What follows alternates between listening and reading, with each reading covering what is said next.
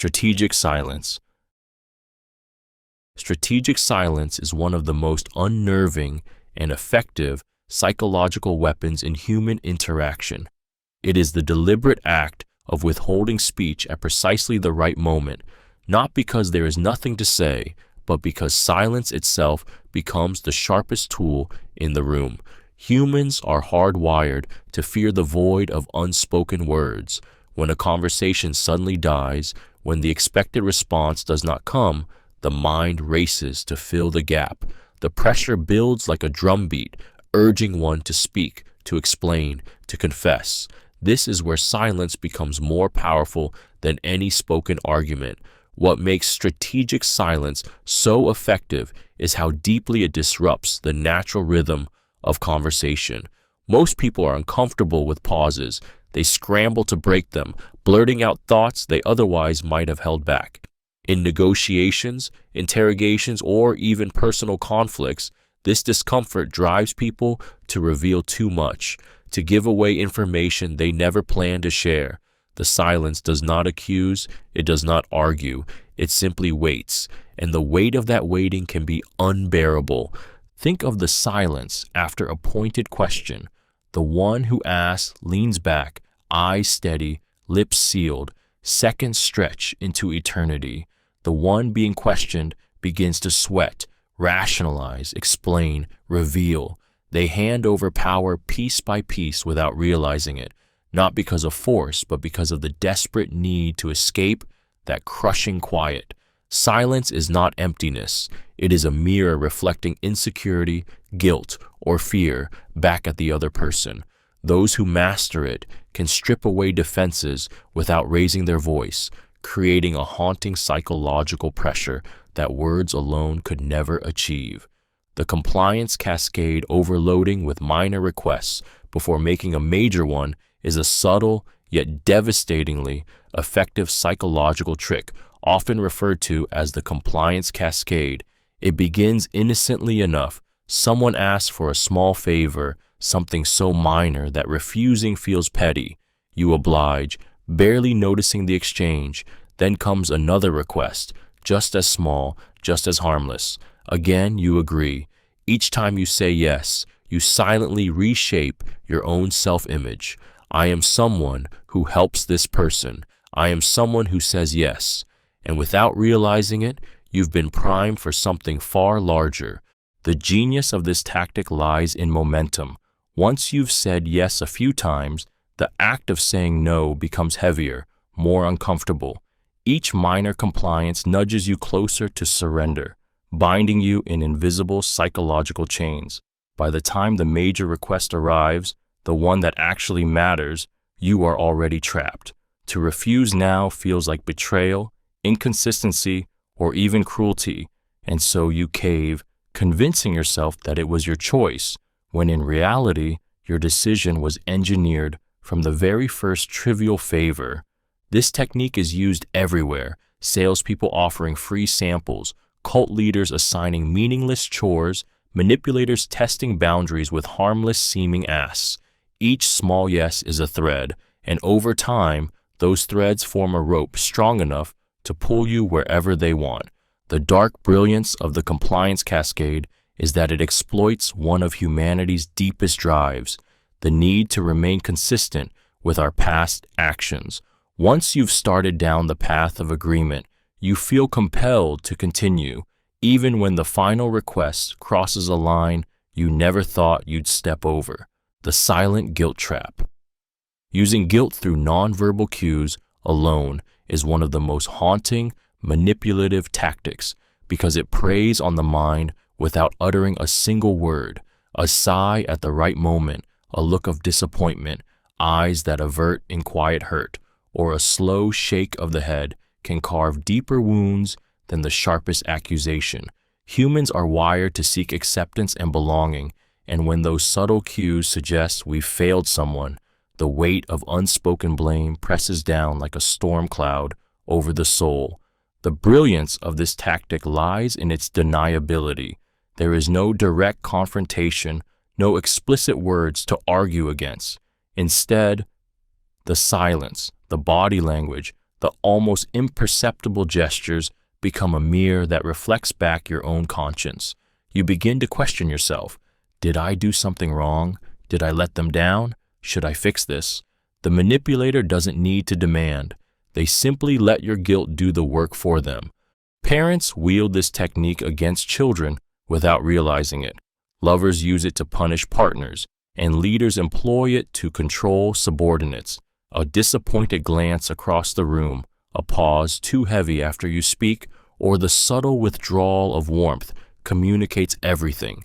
You've fallen short. You owe something. You must make amends.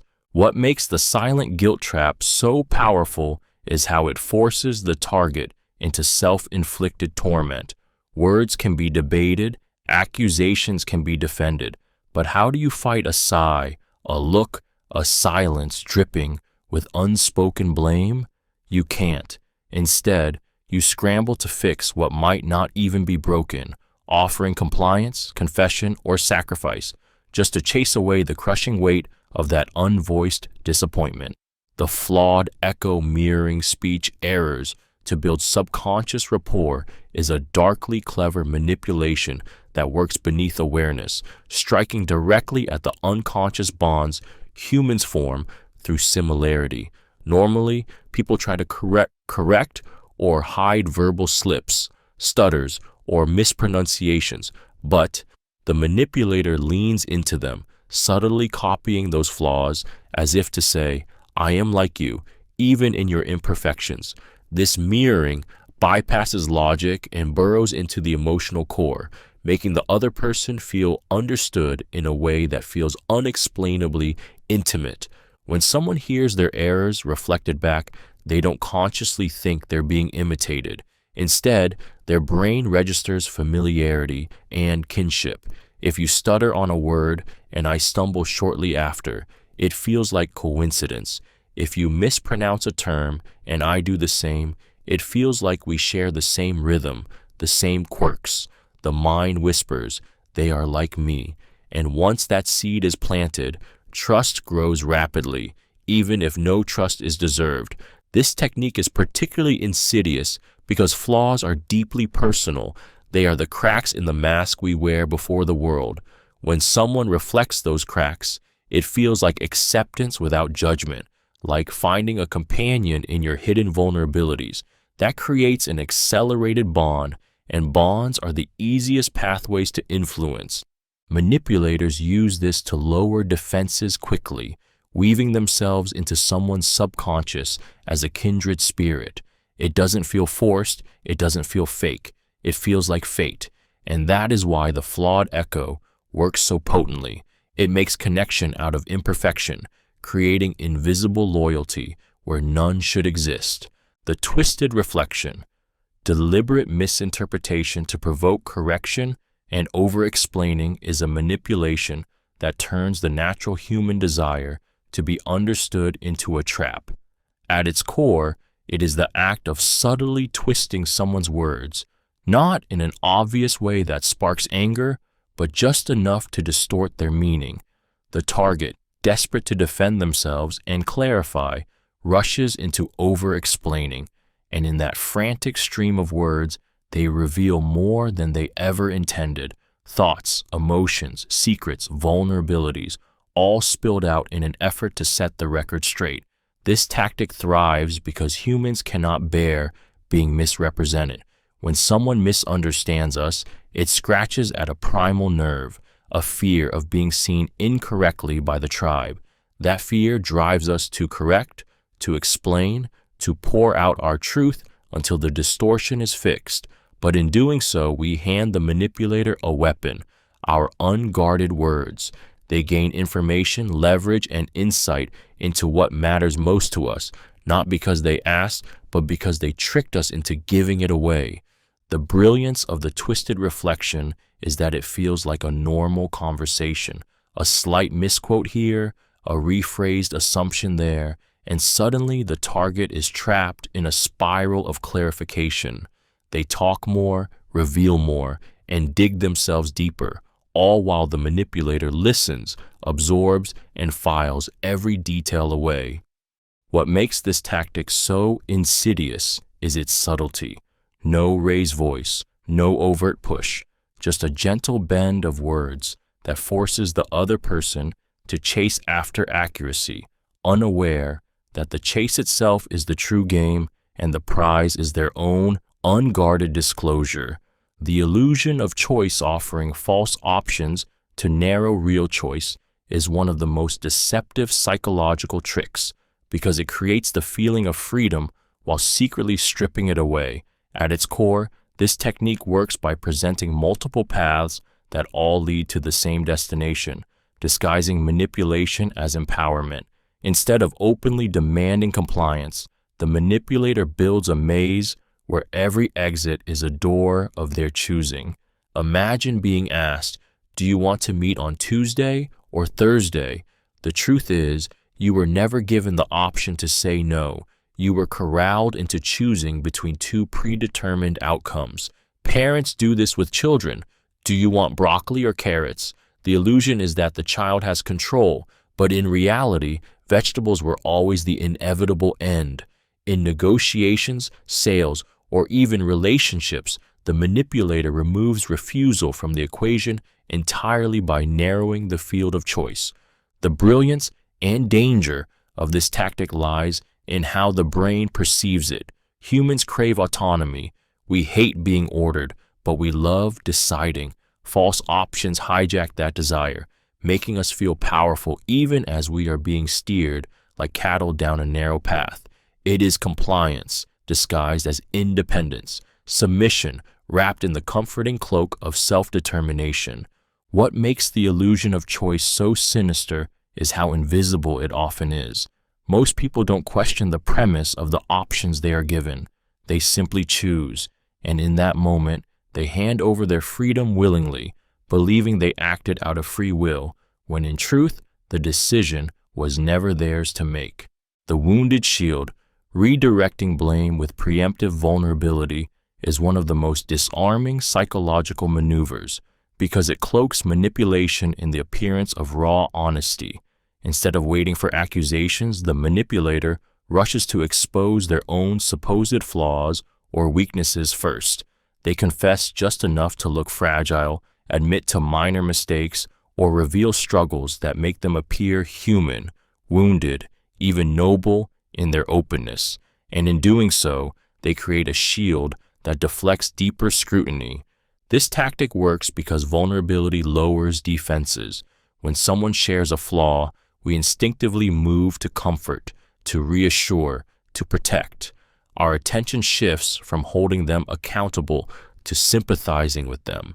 The guilt of confronting someone who has already confessed becomes unbearable. You feel cruel pressing further, as though you're kicking someone who's already down.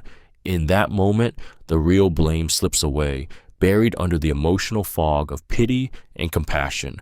Skilled manipulators exploit this by controlling the narrative before it turns against them. A partner who fears being confronted about betrayal might preemptively admit to feeling insecure and flawed, redirecting the conversation to their pain rather than their actions.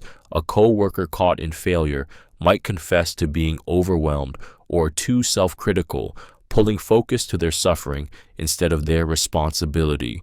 The brilliance of the wounded shield is that it transforms accountability into empathy. By choosing the angle of vulnerability, the manipulator ensures that blame never lands where it should. Instead, the accuser feels guilty, the focus shifts, and the one who should be answering questions is suddenly the one receiving comfort. And in that reversal, power is quietly, almost invisibly, reclaimed. The Vanishing Act. Selective forgetfulness to erase inconvenient facts is one of the most chilling tools in dark psychology because it rewrites reality without needing evidence or confrontation. It works through calculated amnesia. When confronted with an uncomfortable truth, a broken promise, or a past wrongdoing, the manipulator simply claims not to remember. They look puzzled, tilt their head, maybe even laugh lightly, as if the memory you're clinging to is nothing but smoke, and suddenly you are left questioning not only them, but yourself. This tactic thrives on the fragility of human memory. Our recollections are imperfect, prone to distortion over time. By confidently denying or forgetting, the manipulator creates cracks in your certainty. Did they really say those words? Did that event happen the way you think? If they seem so calm, so sure, maybe you've exaggerated. This creeping doubt erodes your conviction until what was once fact becomes fog. Parents use it to deny broken promises to children. Partners use it to dismiss betrayals. Leaders use it to evade accountability. The effect is always the same. The burden shifts from them to you. You feel the need to prove what you know, to defend your memory, to justify your truth. And in that frantic defense, the power balance tilts entirely in their favor. Selective forgetfulness doesn't scream, it whispers. It cloaks manipulation in innocence, as if the erasure is natural rather than intentional. But beneath its quiet surface lies the cruelest form of control, the power to strip reality itself, leaving you stranded in uncertainty, haunted by the suspicion that maybe the truth was never really yours to hold. The invisible chain, subtle touch anchoring during heightened emotion, is a manipulative technique that binds powerful feelings to a single physical cue, creating an invisible chain between the target's emotions and the manipulator's touch. It works because moments of heightened emotion, whether joy, fear, grief, or excitement, are when the human mind is most impressionable. In those vulnerable seconds, a carefully timed touch becomes more than contact. It becomes a trigger implanted deep into the subconscious. Imagine someone is laughing uncontrollably, and in that peak moment of joy, another person lightly touches their shoulder.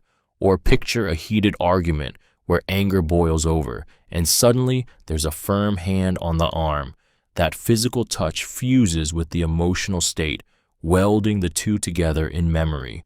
Later, when the same touch is repeated, the emotion resurfaces as if summoned, bypassing rational thought and dragging the person back into the intensity of that earlier moment. This is why the invisible chain is so potent. It transforms a simple touch into a psychological lever. A manipulator can anchor themselves to feelings of safety, intimacy, or excitement, conditioning the target to associate them with those emotions. Over time, the target may not even know why they feel drawn to or stirred by the manipulator's presence, only that they feel. The darkest side of this lies in its subtlety. The touch is never forced, never obvious. It can be a hand on the back, a brush on the arm, a pat on the hand, small fleeting gestures that seem innocent but act as triggers, silently controlling emotional responses. It is conditioning disguised as connection, a soft chain that binds without ever appearing to restrain. The urgency trap, deliberately creating time pressure to weaken resistance, is one of the most predatory psychological tactics because it exploits the human brain's fear of missing out and its struggle under stress. When time feels scarce, logic collapses. The calm, rational part of the mind is shoved aside by a surge of adrenaline and anxiety, leaving you desperate to act before the window closes. That's exactly where the manipulator wants you, cornered by the clock, not by reason. Think of the salesman who whispers, "This deal is only good for today," the partner who demands, "Answer me now or it's over," the boss who insists, "I need your decision in the next 5 minutes." None of these deadlines are real. They are carefully engineered traps designed to override your ability to think clearly. Under pressure, people rush, and in rushing, they make choices they would never make if given space to breathe. The dark genius of time pressure lies in how it hijacks survival instincts. In the wild, hesitation meant danger. Delay could get you killed. Manipulators know this, so they simulate crisis where none exists. They amplify urgency, knowing you'll feel a gnawing panic that drowns out your doubts. Suddenly, you're not evaluating, you're reacting. The urgency trap thrives because people hate the thought of regret more than the sting of caution. Faced with the possibility of losing out, they leap before they look, and in that moment of panic-driven surrender, they hand over money, loyalty, or control, believing they acted freely, when in truth the clock was nothing more than a weapon pressed against their mind. The emotional sync-pacing emotional tone before inserting new ideas is a manipulative technique that operates like a psychological Trojan horse. Instead of challenging someone's state of mind directly, the manipulator first mirrors it, stepping into their emotional rhythm as if to say, "I feel what you feel." If the person is angry, the manipulator echoes frustration. If they are joyous, the manipulator shares that enthusiasm. If they are grieving, the manipulator softens into sorrow. This alignment builds a fragile but powerful bridge of resonance, and once that bridge is secure, new ideas can be carried across it without resistance. The human mind instinctively trusts those who reflect its emotional state. It feels validating, comforting, and intimate to hear someone match your tone. It tricks you into believing they truly understand, and with that understanding comes lowered defenses. In this vulnerable state, when the manipulator subtly shifts from mirroring emotions to suggesting ideas, the mind absorbs them with less suspicion. The new thought doesn't feel like an intrusion. It feels like a natural continuation of what you already feel. This is why cult leaders, salespeople, and politicians master the emotional sync. A leader rallies by pacing outrage before channeling it into a cause.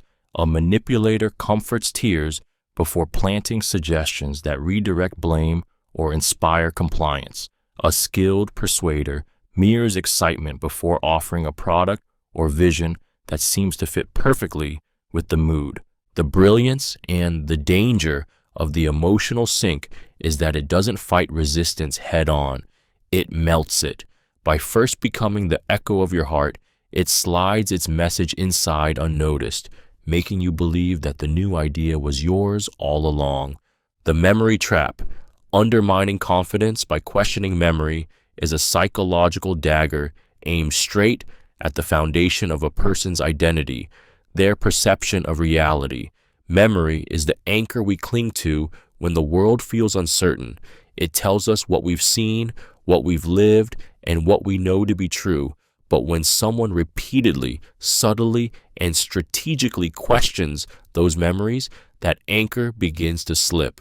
Suddenly, the ground beneath your feet feels unstable, and the one holding the rope becomes the person who decides what's real. It often begins with harmless-sounding phrases. "Are you sure about that?" Or, "I don't think that's how it happened." Maybe a raised eyebrow, maybe a laugh, as if your recollection is amusing. At first, you defend yourself. You insist you're right. But as the challenges pile up, doubt creeps in. What if I misremembered? What if I'm wrong? That tiny seed of uncertainty grows, and soon you find yourself second-guessing not just that moment, but everything you recall. This tactic is a cornerstone of gaslighting.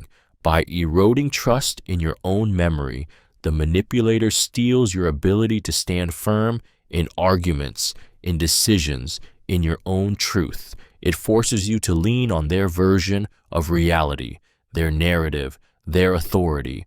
The more your confidence crumbles, the more dependent you become. The memory trap is devastating because it attacks the essence of self-trust. Without faith in your own recollections, you are left vulnerable, pliable, and easily controlled. And the cruelest part, the damage lingers long after the manipulator is gone, leaving you haunted by the echo of your own doubt. The puppet triangle. Triangulation, using a third party to manipulate perspective, is one of the most insidious tactics in dark psychology because it thrives on distortion and division. At its core, triangulation is the act of pulling someone else into a conflict, comparison, or relationship dynamic in order to gain power. Instead of confronting directly, the manipulator introduces a third figure, real or imagined, to shift perception, stir insecurity, and control the emotional landscape. Picture a partner casually mentioning how much more attentive an ex used to be, or a boss praising one employee in front of another to ignite rivalry. The manipulator doesn't need to attack outright. They let the comparison do the cutting. The victim, feeling replaced, diminished, or excluded, begins scrambling to reclaim value, to prove themselves worthy, all while the manipulator sits back and enjoys the control. Triangulation is effective because humans are wired to measure their worth in relation to others. The fear of being replaced, outshined, or left out is primal. By inserting a third party, the manipulator destabilizes their target's confidence and redirects their energy into competition or desperate validation seeking. Instead of questioning the manipulator's behavior, the victim fights ghosts, rivalries, and imagined threats. It doesn't always involve praise or comparison. Sometimes it's gossip. "They said this about you" becomes a dagger that forces the victim to question loyalties and chase after reassurance. Sometimes it's silence, showing closeness with another person while withholding it from the target, making them crave what's being denied. The brilliance of the puppet triangle is that it keeps the manipulator untouchable. They never have to be the villain directly. They simply orchestrate shadows and let insecurity, jealousy, and rivalry tear their target apart from within. The Cloak of Incompetence. Feigned incompetence to lower expectations is a manipulative tactic as old as human interaction itself. At first glance, it looks harmless. Someone fumbles, pretends not to understand, or acts incapable of handling a task. But beneath that surface is a calculated performance designed to shift responsibility, lower the bar, and gain an advantage while others shoulder the weight. By appearing weak, they disarm suspicion, provoke sympathy, and position themselves to exploit the goodwill or lowered defenses of those around them. When someone acts incompetent, they are planting a powerful psychological seed. "Don't expect much from me." Once that belief takes root, the manipulator is free to operate without scrutiny. Mistakes are excused, failures overlooked, and mediocrity tolerated. In workplaces, this can mean colleagues picking up their slack. In relationships, it can mean partners taking on burdens they shouldn't have to bear. Over time, the feigned incompetent not only avoids responsibility, they gain control by subtly dictating who does what, all while pretending they cannot. The dark brilliance of this strategy is that it appeals to human empathy. People naturally want to help those who struggle, and so they lean in, compensate, and forgive. But all the while, the manipulator watches from the shadows, conserving energy, avoiding accountability, and preparing to strike when expectations are so low that any minor success looks extraordinary. What makes the Cloak of Incompetence so dangerous is its invisibility. It doesn't look like manipulation, it looks like helplessness. Yet behind that mask is someone who knows exactly what they are doing, weaponizing weakness to secure control without ever appearing to hold power. The poison gift, backhanded compliments as disguised criticism, are one of the most insidious forms of manipulation because they masquerade as kindness while delivering venom. At first, the words sound flattering, even generous, but beneath the surface lies a sharp blade designed to wound. "You look great today. For once. I didn't expect you to do so well. You're smarter than you seem." Each phrase carries a dual edge. One side appears to uplift, while the other cuts deep, leaving you uncertain whether to feel gratitude or humiliation. The brilliance of the poison gift is how it destabilizes the target. Compliments normally release dopamine, a small rush of pleasure, but the hidden sting introduces doubt, insecurity, and unease. That emotional conflict forces the mind into a loop, replaying the words over and over, searching for meaning. Was it praise? Was it an insult? The uncertainty itself becomes a form of control. This tactic thrives on confusion because people hesitate to confront it. To call it out risks looking overly sensitive or humorless. since on the surface it was just a compliment. The manipulator hides behind plausible deniability, shrugging and insisting no harm was meant, while the victim questions their own perception. Backhanded compliments are used to chip away at confidence, gradually eroding self-esteem while disguising hostility as charm. They are especially dangerous in relationships and workplaces, where repeated exposure conditions the target to seek approval from the very person undermining them. Each poison gift keeps the victim off balance, desperate for the day when the compliment comes without the hidden hook, never realizing that the hook itself is the point. The detail diversion. Shifting focus to details to derail core issues is a manipulative sleight of hand that turns clarity into confusion. When faced with uncomfortable truths, some people don't deny them outright. They bury them under an avalanche of irrelevant specifics. They zoom in on a misplaced word, a minor date error, a tone you used, anything trivial enough to draw attention away from the heart of the matter. Suddenly, the conversation is no longer about betrayal, broken promises, or wrongdoing. It's about the exact time, the phrasing, or whether you remembered every detail perfectly. This tactic preys on the human instinct to defend ourselves. The moment someone attacks the little pieces of your story, you scramble to correct them. You argue over the date. You re-explain your wording. You justify your tone. And in that frantic defense, the core issue slips away, replaced by a tangled mess of side debates. By the time the dust settles, the original problem feels blurred, weakened, even forgotten. Manipulators wield this like a shield.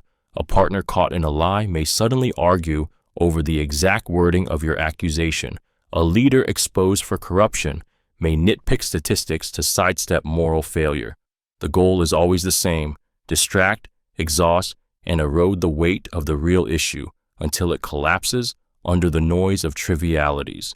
The detail diversion is so dangerous because it feels rational. You want to prove you're accurate, you want to be precise, and so you follow the bait. But each step you take into defending the details is a step away from the truth that actually matters, the truth they are desperate to hide. The poison truth.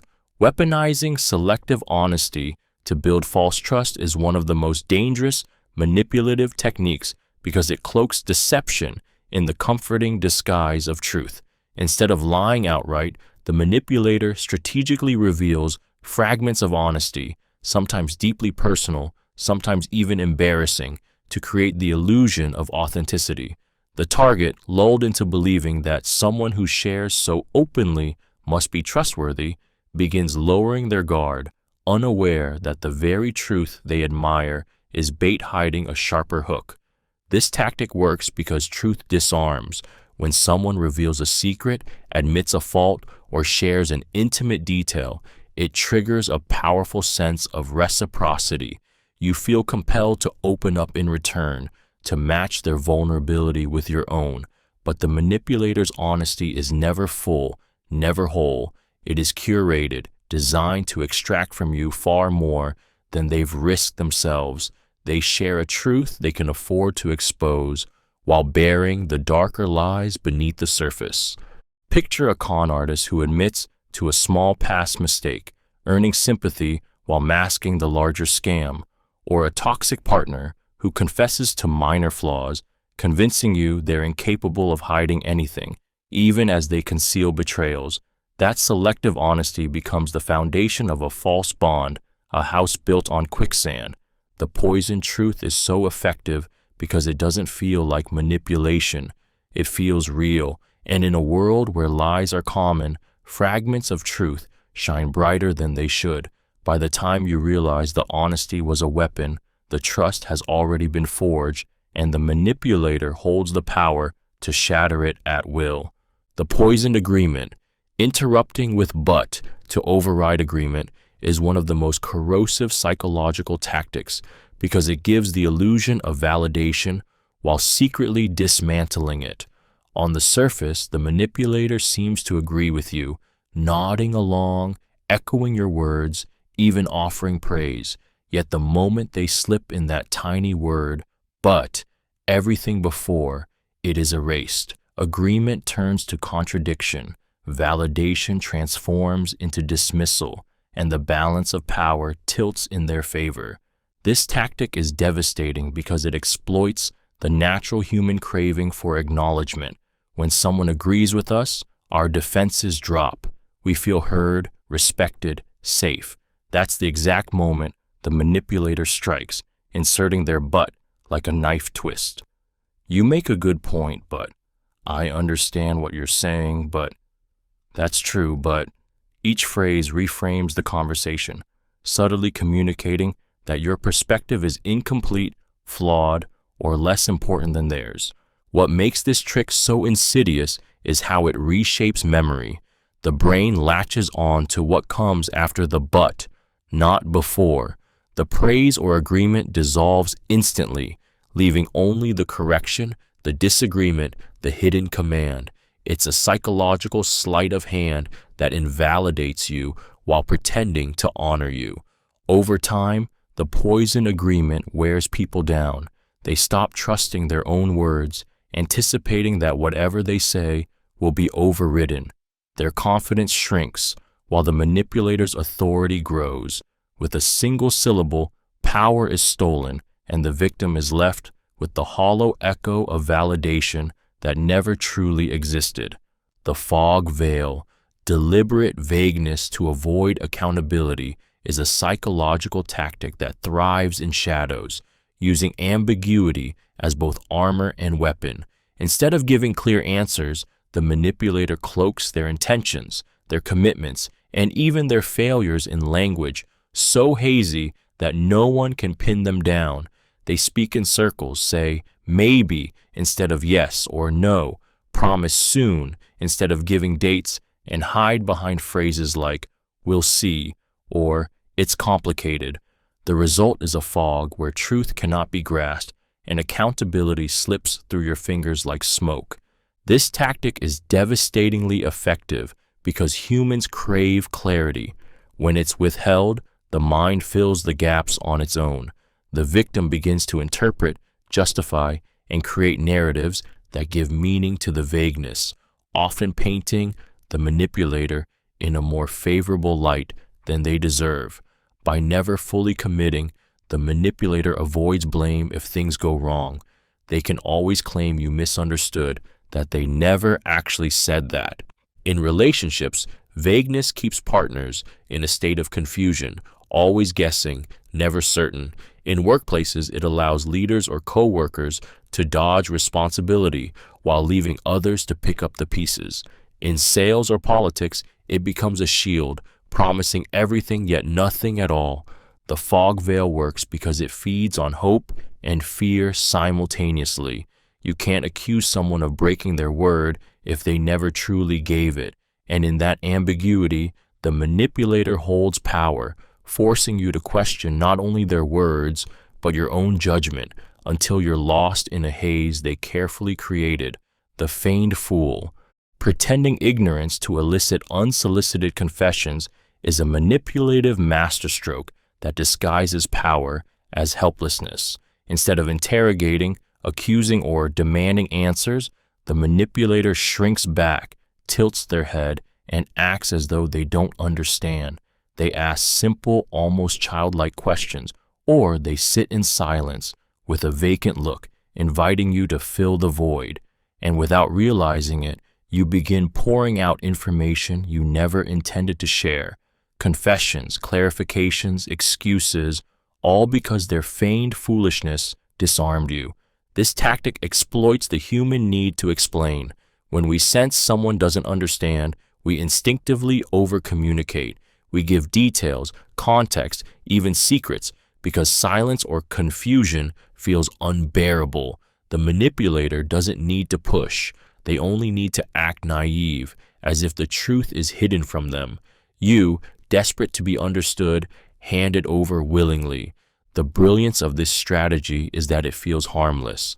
If someone is ignorant, they don't seem threatening. You relax your guard, lower your defenses, and step into the trap. Parents use it with children, Partners use it in relationships, and interrogators use it in high-stakes situations. The more believable the ignorance, the more likely you are to expose yourself. The Feigned Fool is one of the cruelest manipulations because it cloaks control in innocence. The manipulator pretends to be the weaker one, the confused one, the one in need of guidance. But behind that mask of naivety lies a predator who knows that people often reveal their deepest truths not under pressure, but under the illusion of safety.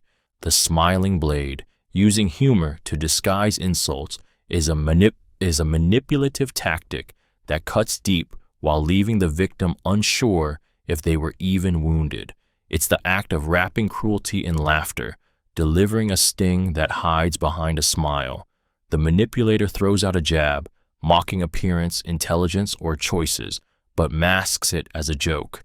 Everyone laughs, and the victim feels the sharp edge of humiliation while being robbed of the right to defend themselves.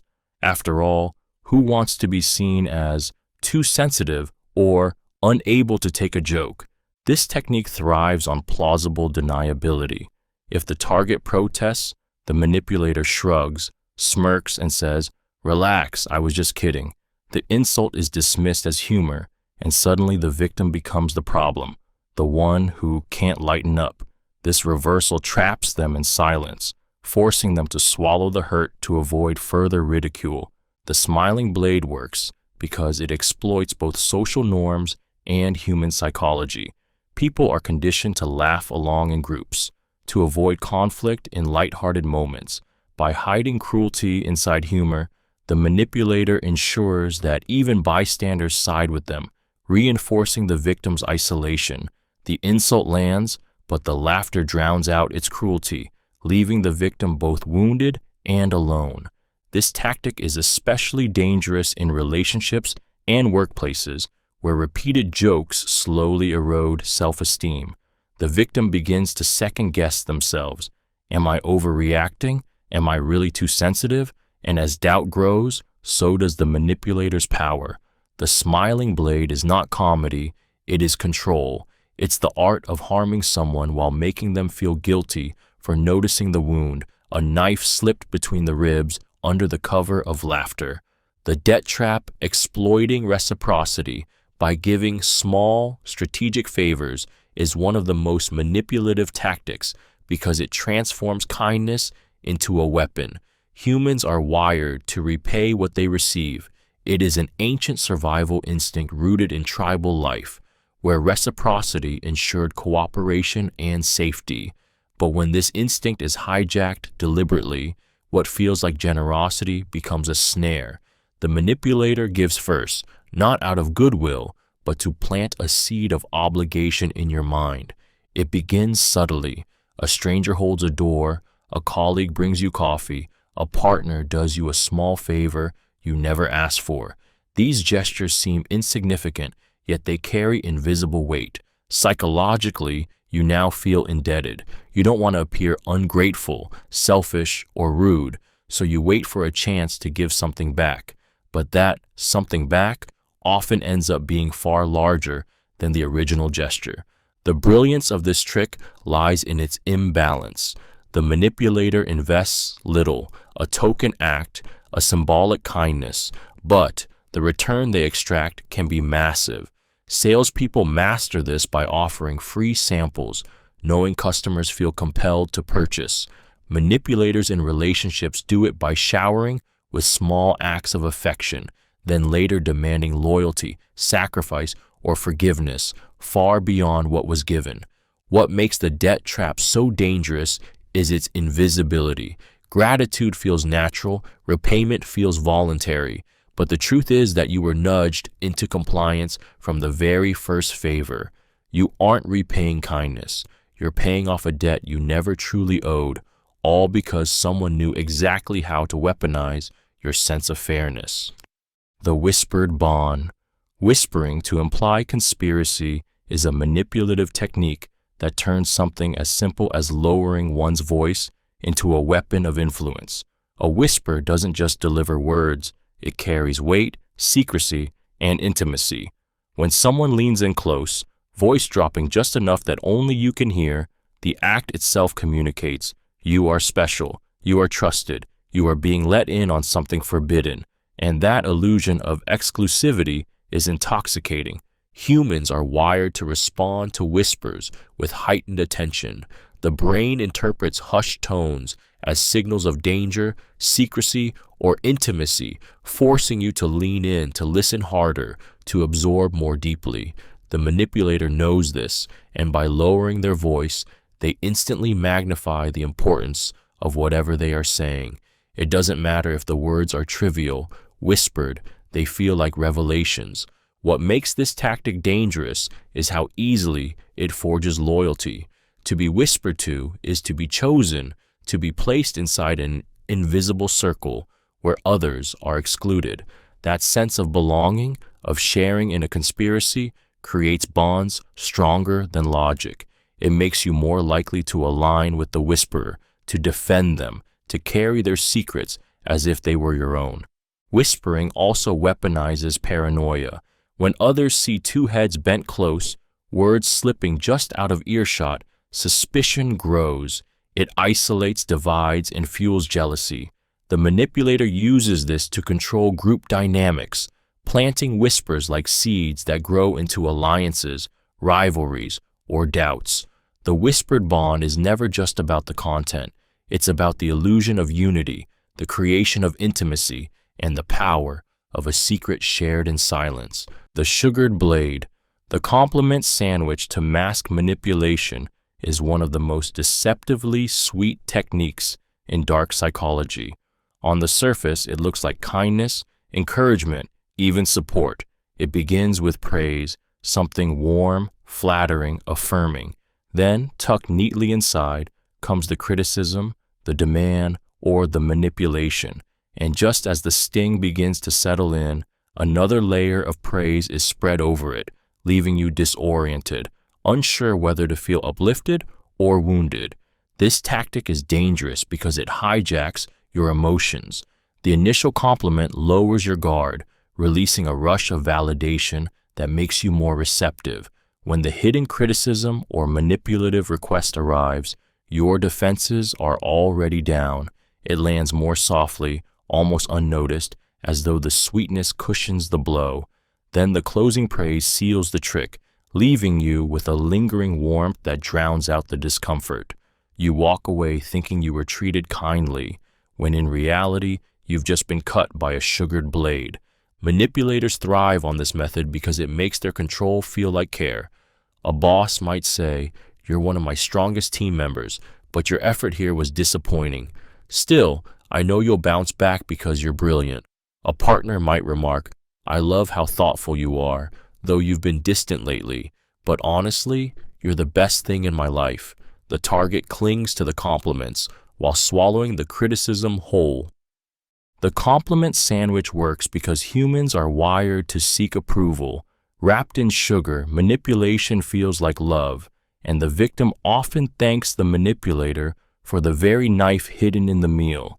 The fractured mind inducing cognitive dissonance through contradiction is a manipulative technique that weaponizes the human brain's hatred of inconsistency. Cognitive dissonance occurs when someone holds two conflicting beliefs, values, or perceptions at the same time.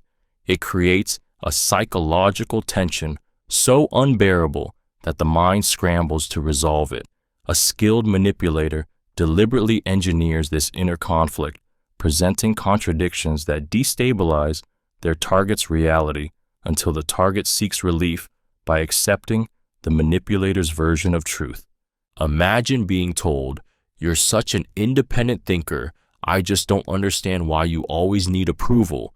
In one sentence, your identity is both praised and attacked, leaving you torn between pride and shame. Or picture a boss saying, "You're one of my most capable employees, but honestly, I can't rely on you." The contradiction forces you into confusion, and the only way to ease that mental agony is to work harder, explain yourself more, and cling to the manipulator's approval. This tactic works because the human brain craves harmony. When contradictions are introduced, People either reject the source or bend their own beliefs to restore balance. Manipulators count on the latter. By bombarding someone with carefully crafted contradictions, they push their target into a fragile state where certainty is stripped away, and the only anchor left is the manipulator's shifting narrative. The fractured mind becomes fertile ground for control. Victims trapped in dissonance question themselves constantly. Am I strong or weak, loved or rejected, trusted or doubted? And in chasing answers, they grow dependent on the very person who caused the confusion. Cognitive dissonance, once induced, doesn't just weaken resolve, it dismantles identity, leaving a hollow space that can be filled with manipulation. The language cage, overloading with jargon to enforce dependency, is a manipulative tactic that thrives on confusion, turning language into a barrier rather than a bridge. Instead of speaking clearly, the manipulator floods conversations with technical terms, complex phrases, or obscure concepts that sound authoritative but are designed to overwhelm. The more lost you feel, the more power they gain. By drowning you in unfamiliar language, they position themselves as the sole interpreter, the gatekeeper of meaning, forcing you into reliance on them. This tactic is common in professional settings, where experts or leaders lace their speech with specialized jargon. The listener, afraid of appearing ignorant, nods along, silently confused. The manipulator watches this discomfort and tightens the grip. You don't understand? Don't worry, I'll handle it. And just like that, the victim surrenders autonomy, believing they lack the knowledge to challenge or decide for themselves. The genius of the language cage is that it exploits insecurity. Most people fear looking uneducated or uninformed, so instead of questioning, they accept. They internalize the idea that they're not smart enough, not capable enough, and therefore must depend on the manipulator's guidance. In relationships, this can be emotional jargon, twisting psychology or philosophy into confusing webs. In business, it can be technical or financial complexity. In cults, it becomes sacred language, untouchable and unquestionable. The more jargon is used, the stronger the cage becomes. The victim feels smaller, the manipulator feels larger, and soon the balance of power is no longer even a contest. By weaponizing words, the manipulator doesn't just control conversations, they control belief itself, the open wound. Withholding closure to keep attention engaged is one of the most agonizing psychological tactics because it thrives on the human brain's relentless need for resolution.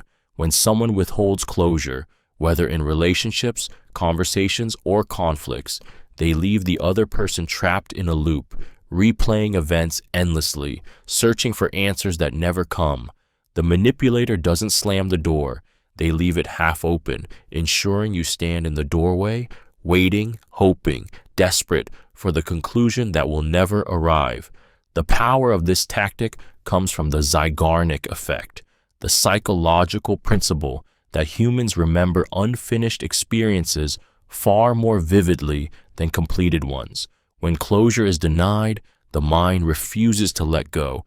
You keep checking for messages, rereading words, analyzing silences, revisiting memories, all in a futile attempt to stitch the wound shut. The manipulator knows this, and they weaponize your own brain against you. In relationships, it appears as ghosting after intimacy, sudden silence after arguments, or vague promises of "we'll talk soon" that never materialize. In professional settings, it emerges through leaders who refuse to give clear feedback or decisions, leaving employees suspended in anxious anticipation. The victim's energy becomes consumed by the absence, by the void, by the obsession with what remains unresolved. What makes the open wound so cruel is how it transforms longing into control. By refusing to provide closure, the manipulator ensures your attention remains tethered to them, even in their absence. They don't need to chase you. You chase them, haunted by questions, starved for answers, and unable to move forward while they hold the final word hostage. The calculated slip, accidental self-disclosure to invite intimacy is a manipulative technique that weaponizes vulnerability. It appears harmless, even endearing. Someone lets something slip, a detail about their pain, their secret struggle, or a hidden fear. They pause, as if realizing too late that they've revealed something they shouldn't have. You feel the pull immediately. Walls crumble, empathy surges, and before you know it, you're offering your own secrets in return, desperate to meet their perceived honesty with your own. The dark brilliance of this tactic is that it feels authentic when it is anything but. The manipulator knows exactly what they're doing. By sharing something that seems unplanned, they bypass your suspicion. A rehearsed confession would trigger caution, but an oops disclosure feels real. It makes you believe you've glimpsed behind the mask, when in truth the mask has been crafted to lure you in. This method preys on reciprocity, one of the strongest psychological forces in human connection. When someone appears to open their heart, you feel compelled to match their vulnerability. You may reveal more than you intended, your fears, your desires, your weaknesses, while they collect and store each piece for future leverage. A manipulator might say, "I probably shouldn't say this, but," or "I don't usually talk about this with anyone," knowing full well those words are bait. What follows isn't vulnerability, but strategy. And by the time you realize it, you've already given them the ammunition they wanted. The calculated slip isn't a mistake. It's a trap designed to make you believe you're not just talking, but truly connecting. The Vanishing Act, sudden withdrawal of attention to provoke pursuit, is one of the most intoxicating manipulative tactics because it preys on the human craving for validation. When someone showers you with attention, listening intently, laughing at your jokes, complimenting you, and then suddenly disappears into silence or cold detachment, the effect is jarring. The warmth you were basking in is ripped away, leaving a void that feels unbearable. That void drives you to chase, to plead, to prove yourself worthy of earning that attention back. This tactic works because attention is addictive. Neuroscience shows that recognition and affirmation trigger the same reward centers in the brain as drugs. So when that source of validation suddenly vanishes, the brain goes into withdrawal. You replay conversations, wonder what you did wrong, and spiral into self-blame, desperately trying to fix a problem that may not even exist. The manipulator, meanwhile, sits in control, knowing your anxiety will push you closer to them. Romantic partners use this tactic to cement attachment. Friends wield it to test loyalty. Leaders and bosses exploit it to keep subordinates insecure and eager to please. In every case, the strategy is the same. Give just enough warmth to hook you, then rip it away to make you chase. What makes the Vanishing Act so powerful is how it turns the victim into their own jailer. The manipulator doesn't need to demand affection, loyalty, or compliance. You offer it freely, desperately, just to feel that glow of attention again. It's not love or respect that binds you. It's the unbearable silence of being ignored after you've tasted the high of being seen.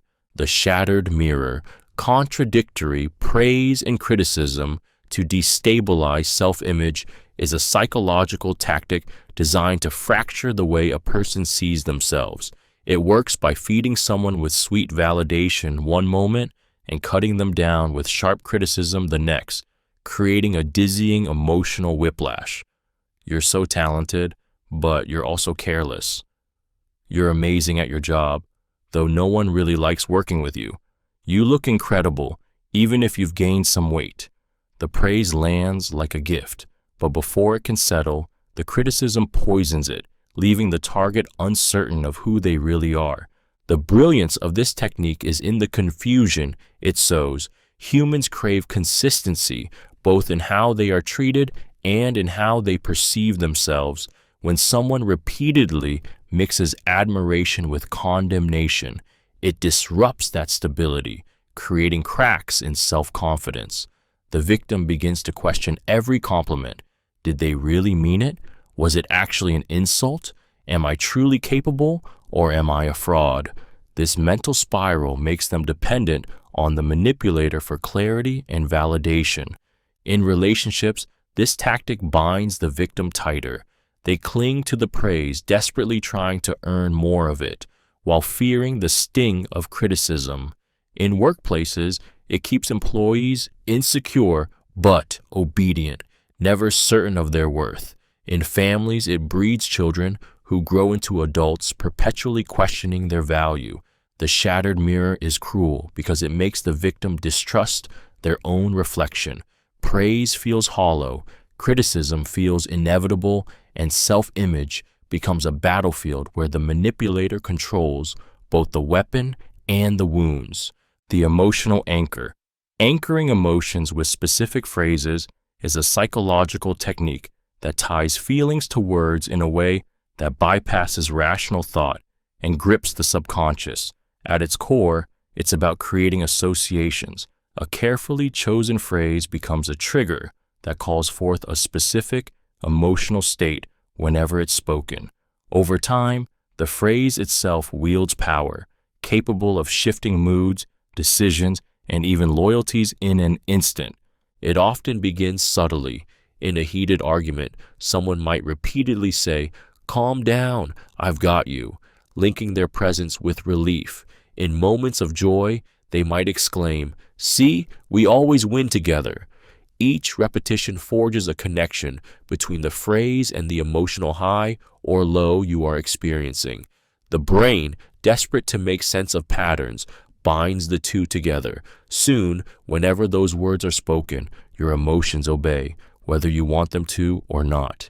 Manipulators thrive on this because emotions, once anchored, bypass logic. A politician may anchor hope to a slogan. A partner may anchor guilt to the phrase, "After everything I've done for you."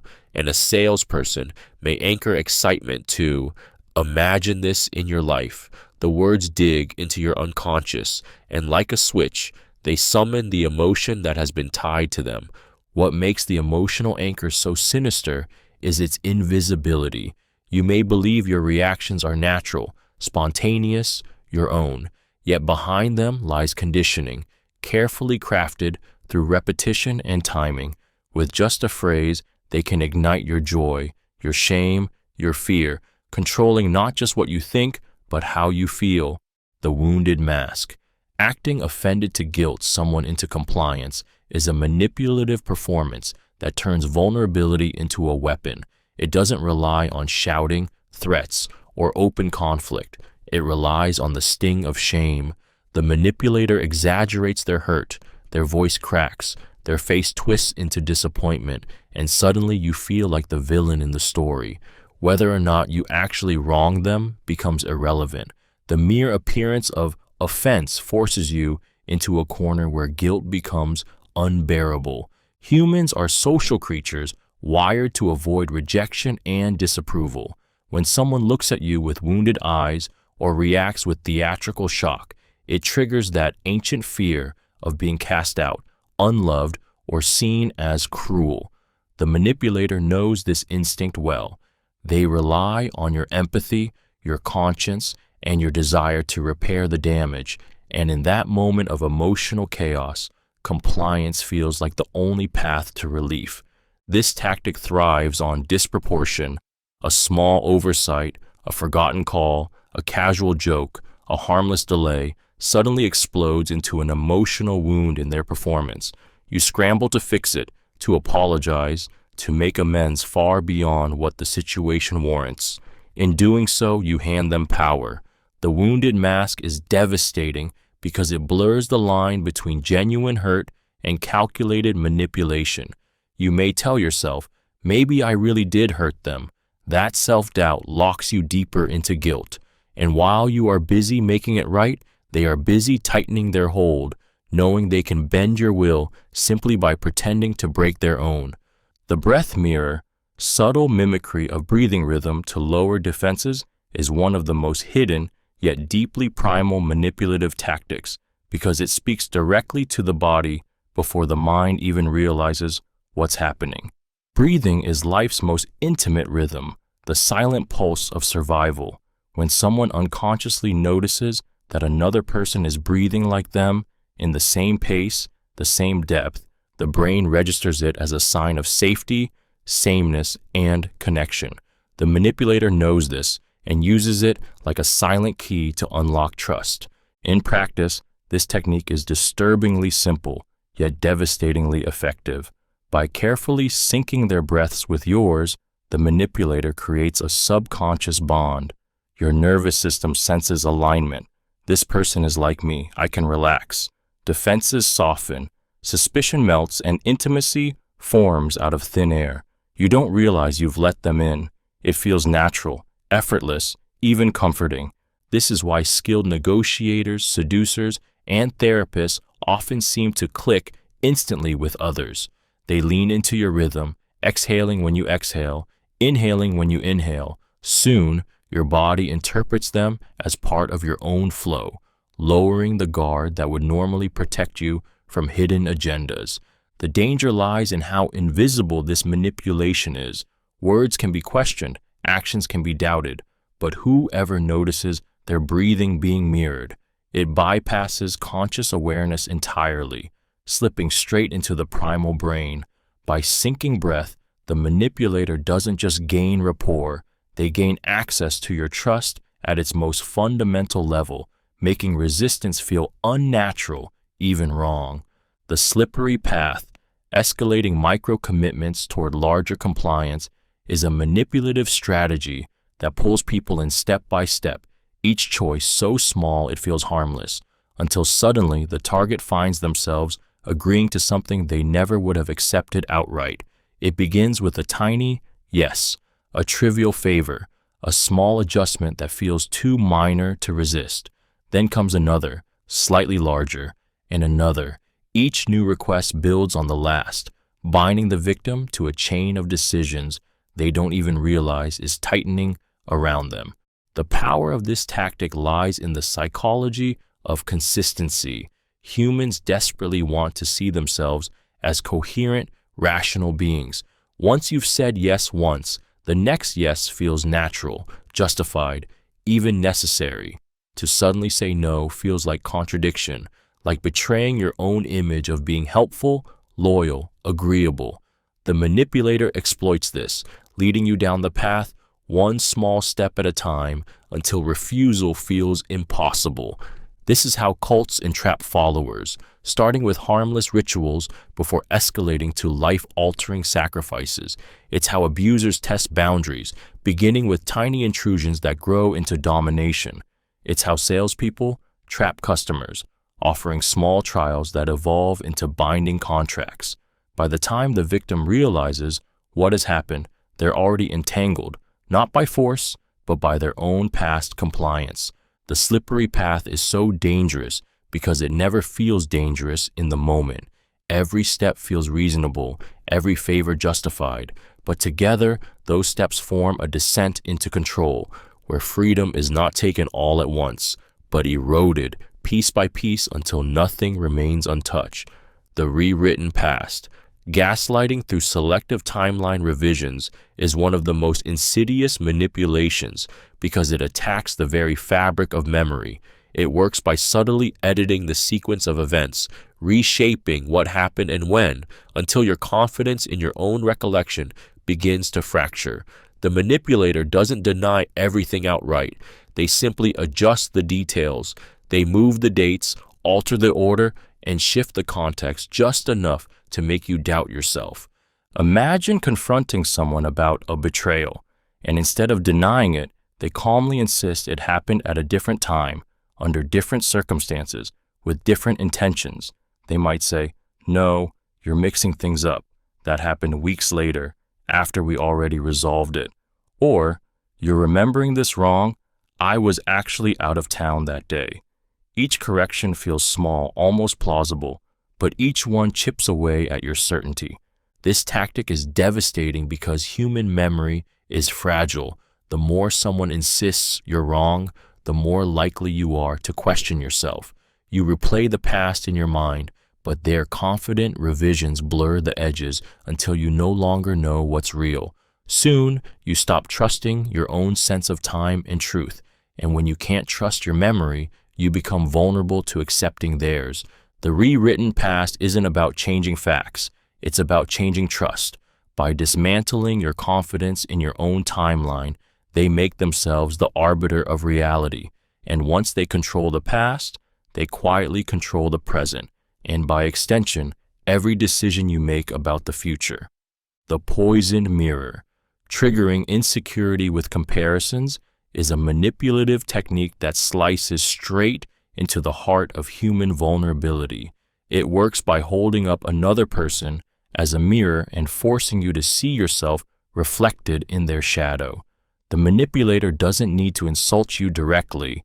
They simply drop comparisons designed to stir doubt. Why can't you be more like them? They handled this so much better. Most people would never react the way you just did. And with those words, confidence begins to crumble. Humans are wired to measure themselves against others. From childhood, we're conditioned to seek approval by outperforming peers, siblings, or rivals. When someone deliberately weaponizes that instinct, it cuts deeper than open criticism. Comparisons feel objective, as though the flaw isn't in the manipulator's opinion, but in your failure to measure up to some universal standard. The shame that follows is quiet, corrosive, and devastating. This tactic thrives in relationships, workplaces, and families. A partner may compare you to an ex to spark jealousy. A boss may compare you to a colleague to squeeze out more productivity. A parent may hold up a sibling as the golden child to enforce obedience. Each comparison whispers the same poisonous message: you are not enough. The brilliance of this manipulation is its deniability. If you confront it, the manipulator shrugs. I was just giving an example. But by then, the damage is done. The poisoned mirror lingers in your mind long after the conversation ends, haunting you with images of who you should be, tightening the chains of insecurity until you bend to their will in the desperate pursuit of worthiness. The twisted echo, deliberate misquoting to shape narratives, is a psychological weapon that turns your own words into shackles. The manipulator doesn't invent lies outright. They bend your truth, twisting it just enough to alter meaning while keeping it close enough to sound believable. By repeating a distorted version of what you said, they plant seeds of doubt, confusion, and mistrust in others, and even in your own mind. Imagine saying, I'm frustrated with how things are going. Later, it's repeated as, they said they hate working here. The essence is shifted, the tone sharpened, the meaning warped. Once the twisted echo leaves the manipulator's lips, it takes on a life of its own. Others who hear it believe they're receiving your truth, not a poisoned reflection. The damage spreads quietly, leaving you to defend words you never truly spoke. The dark genius of this tactic is that it uses your credibility against you. People assume manipulators wouldn't risk distorting your words too far, so they accept the altered version as accurate. And when you protest, you look defensive, even guilty, as though you're backtracking. Worse still, repeated enough times, misquotations start to feel real, not just to others, but to you. Memory is fragile, and constant distortion can blur the line between what you said and what you didn't. The twisted echo doesn't shout, it whispers. It doesn't attack openly, it corrodes silently. And by the time you realize your words have been reshaped into a weapon, the narrative has already been hijacked and you're trapped inside someone else's story. The gentle reframe. Reframing negatives as misunderstandings is a manipulative sleight of hand that erases wrongdoing by softening it into something harmless. Instead of taking responsibility for hurtful actions, broken promises, or cruel words, the manipulator wraps them in the language of confusion. You must have misunderstood. That's not what I meant. You took it the wrong way. What was once a clear offense is twisted into a vague miscommunication, leaving the victim doubting their own perception rather than holding the manipulator accountable. This tactic is powerful because it strikes at the human fear of being wrong. When someone reframes their negative behavior as a misunderstanding, the victim begins to question themselves. Did I overreact? Did I hear it wrong? Am I being too sensitive? The anger or pain they felt moments before is replaced with uncertainty, even guilt, as though they are the ones at fault for misinterpreting reality. By dismissing their actions as miscommunication, manipulators maintain control while avoiding consequences. In relationships, it silences conflict and keeps the victim walking on eggshells, never sure of their own judgment. In workplaces, it allows leaders to deny broken promises or manipulative comments, making employees feel paranoid for even raising concerns. On a broader scale, it erodes trust in one's own senses, leaving the victim more dependent on the manipulator's version of truth. The gentle reframe is not gentle at all. It is psychological erasure. It robs people of validation for their experiences, forcing them to swallow pain in silence. And in that silence, the manipulator wins, because the victim begins to distrust the only defense they ever had, their own perception of reality.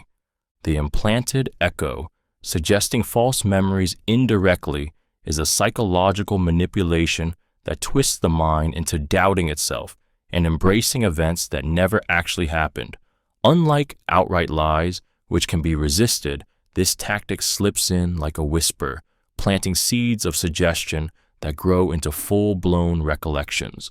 The manipulator doesn't say, "This happened." Instead, they murmur, "Don't you remember when?" or "It was just like that other time we did this." These subtle cues nudge your mind to fill in the blanks, and in doing so, you create the memory yourself. The terrifying truth is that memory is not a recording, it's a reconstruction. Each time you recall an event, you rebuild it, making it vulnerable to distortion. By inserting suggestions during this fragile process, manipulators exploit the brain's tendency to blend imagination with reality. Suddenly, you're picturing the event, fleshing it out, feeling it, until it becomes indistinguishable from truth. This method is often used in toxic relationships, where one partner convinces the other of conversations or experiences that never occurred. It's also seen in cult indoctrination, where fabricated shared experiences tighten group bonds. The victim begins to argue passionately in defense of events that never happened, believing they are standing on solid ground, when in reality they are standing on a mirage. The implanted echo is horrifying because it doesn't just manipulate your choices, it manipulates your history. And once someone can rewrite your past, they can reshape your identity itself. After all, who are we, if not the stories we believe we've lived? The illusion of scarcity. Creating scarcity artificially to intensify desire is one of the oldest yet most intoxicating manipulations in human psychology. It thrives on a primal instinct buried deep in our survival wiring, the fear of missing out. When something feels limited, whether it's time, availability, or access, our brains shift into urgency mode. Suddenly, what once felt optional now feels irresistible, even necessary. And the cruel twist is that the scarcity isn't real. It's manufactured to hijack your decision-making. Marketers exploit this constantly. Only 3 left in stock. Offer ends tonight. Spots are filling fast. These phrases spark panic, convincing you that if you don't act now, you'll lose something forever. Relationships use the same trap. Someone may pull away suddenly, hinting they're in high demand, making you chase them harder. Leaders and manipulators craft illusions of exclusivity, making people beg for opportunities that never were limited to begin with. The brilliance of artificial scarcity lies in how it bypasses logic. You may not need the product, the opportunity, or the person, but scarcity reframes it as rare, and rarity feels sacred. Your desire inflates, not because of the object's true worth, but because of the looming threat of loss. This tactic doesn't persuade, it pressures. It doesn't invite, it corners. You're not choosing freely, you're reacting to fear, and that's why artificial scarcity is so sinister. It takes the basic human terror of being left behind and twists it into a weapon, making you grasp at things you never would have wanted if they had simply remained abundant. The neutral mask. Pretending neutrality while guiding choices is one of the most insidious manipulative tactics because it cloaks influence in the disguise of fairness. On the surface, the manipulator seems detached, impartial, simply laying out the options. Yet beneath that calm exterior, every word, every emphasis, every subtle pause is designed to steer you toward the outcome they desire, all while making you believe it was your own decision. They'll present multiple options, their voice flat and unassuming, but linger just a fraction longer on the one they want you to choose. They'll say, "Of course, you could do this," and then subtly soften their tone when mentioning the preferred path. But many people find this works best. To the untrained ear, it sounds like neutrality.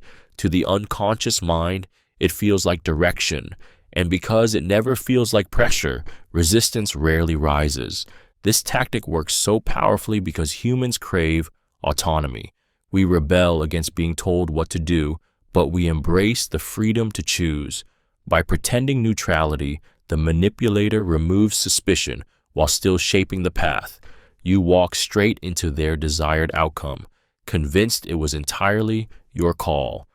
It's used in sales, politics, even relationships. The neutral friend who insists they don't care where you go, but subtly highlights one choice. The partner who shrugs, "Do what you want," but frames one option as more thoughtful or responsible. The leader who says, "I'm not telling you what to pick," but subtly builds bias into the presentation. The neutral mask hides control in plain sight, making you thank the manipulator for a freedom that never truly existed. The smothering embrace, overloading with sympathy to disarm suspicion, is a psychological ploy that drowns doubt beneath waves of exaggerated care and concern. When someone feels cornered or fears being exposed, instead of defending themselves directly, they flood the interaction with warmth, compassion, and seemingly heartfelt empathy. They lean in, nod excessively, touch gently, or shower words of comfort so profuse that questioning them feels cruel, almost inhumane. The tactic twists suspicion into guilt, making the victim feel like a monster for holding on to doubt in the face of such overwhelming kindness. The power of this strategy lies in its emotional imbalance. Humans naturally soften when confronted with sympathy. It lowers defenses, reduces hostility, and creates bonds of trust. A manipulator exploits this reflex, not by earning it, but by manufacturing it in suffocating doses. The suspicion you felt begins to waver under the weight of their caring presence. Instead of interrogating, you start second-guessing yourself. Maybe I was wrong about them. Maybe I've been unfair. This technique is especially potent in relationships where empathy is weaponized to erase accountability. A partner suspected of betrayal may suddenly turn tender, stroking hair, whispering reassurances, overcompensating with gestures of love. In professional settings, a leader caught in dishonesty may switch to effusive concern, asking about your stress, your well-being, your struggles, burying their deception beneath a facade of selflessness. The smothering embrace works because it transforms the accuser into the accused. The one who had every reason to doubt now feels ashamed for daring to suspect. In that moment, suspicion dies not because it was unfounded, but because it was drowned in a flood of manipulative affection. The Shockwave Effect, interrupting rhythm with sudden intensity, is a psychological tactic designed to shatter comfort and seize control of attention. Human interactions follow rhythms, steady flows of tone, pace, and energy. We unconsciously relax into these patterns, lulled by predictability. But when a manipulator suddenly breaks that rhythm, raising their voice, slamming a hand on the table, Leaning in with piercing intensity, it jolts the nervous system like a lightning strike in the middle of a calm night. The effect is immediate. Your body tenses, adrenaline surges, and your focus locks entirely on them. The shock bypasses rational analysis. The brain shifts from calm reasoning to survival mode. In that vulnerable split second, you are more suggestible, more eager to appease, more desperate to restore equilibrium. The manipulator doesn't need to maintain the intensity. They only need the blast. The silence and calm that follow feel like relief, and in that relief, you may give in without realizing it. This tactic is used by abusive partners, aggressive negotiators, and even leaders who want to dominate a room. Imagine a quiet conversation where suddenly someone erupts with, "That's not what happened." The sheer force of the interruption derails your thought process. You stumble, retreat, or concede, not because you were wrong, but because your nervous system was hijacked. The shockwave effect thrives on unpredictability. If the intensity were constant, it would lose its power, but as a sudden rupture in rhythm, it terrifies, confuses, and destabilizes. And in that moment of destabilization, the manipulator claims control, imprinting their dominance on both the conversation and your memory of it. The phantom consensus. Claiming majority opinion without proof is a manipulative technique that preys on one of humanity's deepest fears, standing alone. It's the false invocation of invisible crowds, the suggestion that everyone agrees, most people think, or the majority knows better. The manipulator doesn't need evidence, numbers, or facts, just the illusion of collective agreement. And suddenly, doubt slithers into your mind. If so many others supposedly believe it, who are you to resist? This tactic hijacks the principle of social proof. Humans evolved to survive in groups, and being excluded once meant danger, even death. That ancient programming lingers, making us terrified of going against the herd. When someone claims the majority is on their side, they're not presenting truth. They're activating that primal fear of isolation. You feel pressure to conform, not because you've been convinced, but because you've been cornered by the weight of imagined consensus. Leaders, salespeople, and manipulators wield this trick constantly. A boss may say, "The whole team agrees with me." A partner might claim, "Everyone thinks I'm right about this." Politicians thrive on it, declaring, "The majority of citizens demand this change," even when no such data exists. The vague power of everyone silences opposition before it can even speak. What makes the phantom consensus so insidious is its invisibility. You cannot argue with everyone. You cannot debate a faceless crowd. And in the scramble to avoid being the lone dissenter, people surrender their own judgment, aligning themselves with an authority that never truly existed. It is not truth that wins. It is the fear of being outnumbered, the fragile armor. Strategic vulnerability to mask power play is one of the most deceptive tactics in dark psychology because it disguises manipulation as honesty. At first glance, it looks like openness, a confession of weakness, a trembling voice, a story of struggle. The manipulator bears what seems like their soul, lowering their guard to invite empathy. But beneath the cracks, they display lies steel. Their vulnerability is a performance, designed not to connect but to control. Humans are wired to protect the vulnerable. When someone reveals pain, shame, or hardship, our instinct is to comfort, to forgive, to trust. The manipulator knows this and exploits it ruthlessly. By confessing a carefully chosen flaw or mistake, they preempt criticism, disarm suspicion, and shift focus away from their true intentions. A boss might admit to being overwhelmed to push employees into overextending themselves. A partner might share a sob story just before demanding forgiveness. A leader might choke up about personal struggles to rally blind loyalty. The brilliance of this tactic lies in the imbalance it creates. Once you've been made to feel like their protector, it becomes harder to confront them, question them, or deny them. You feel guilty for pushing back against someone who has just shown you their scars, even if those scars were weaponized to keep you compliant. Strategic vulnerability is not genuine openness. It is a mask, a trap. It makes you lean in, drop your defenses, and carry weight that was never yours to bear.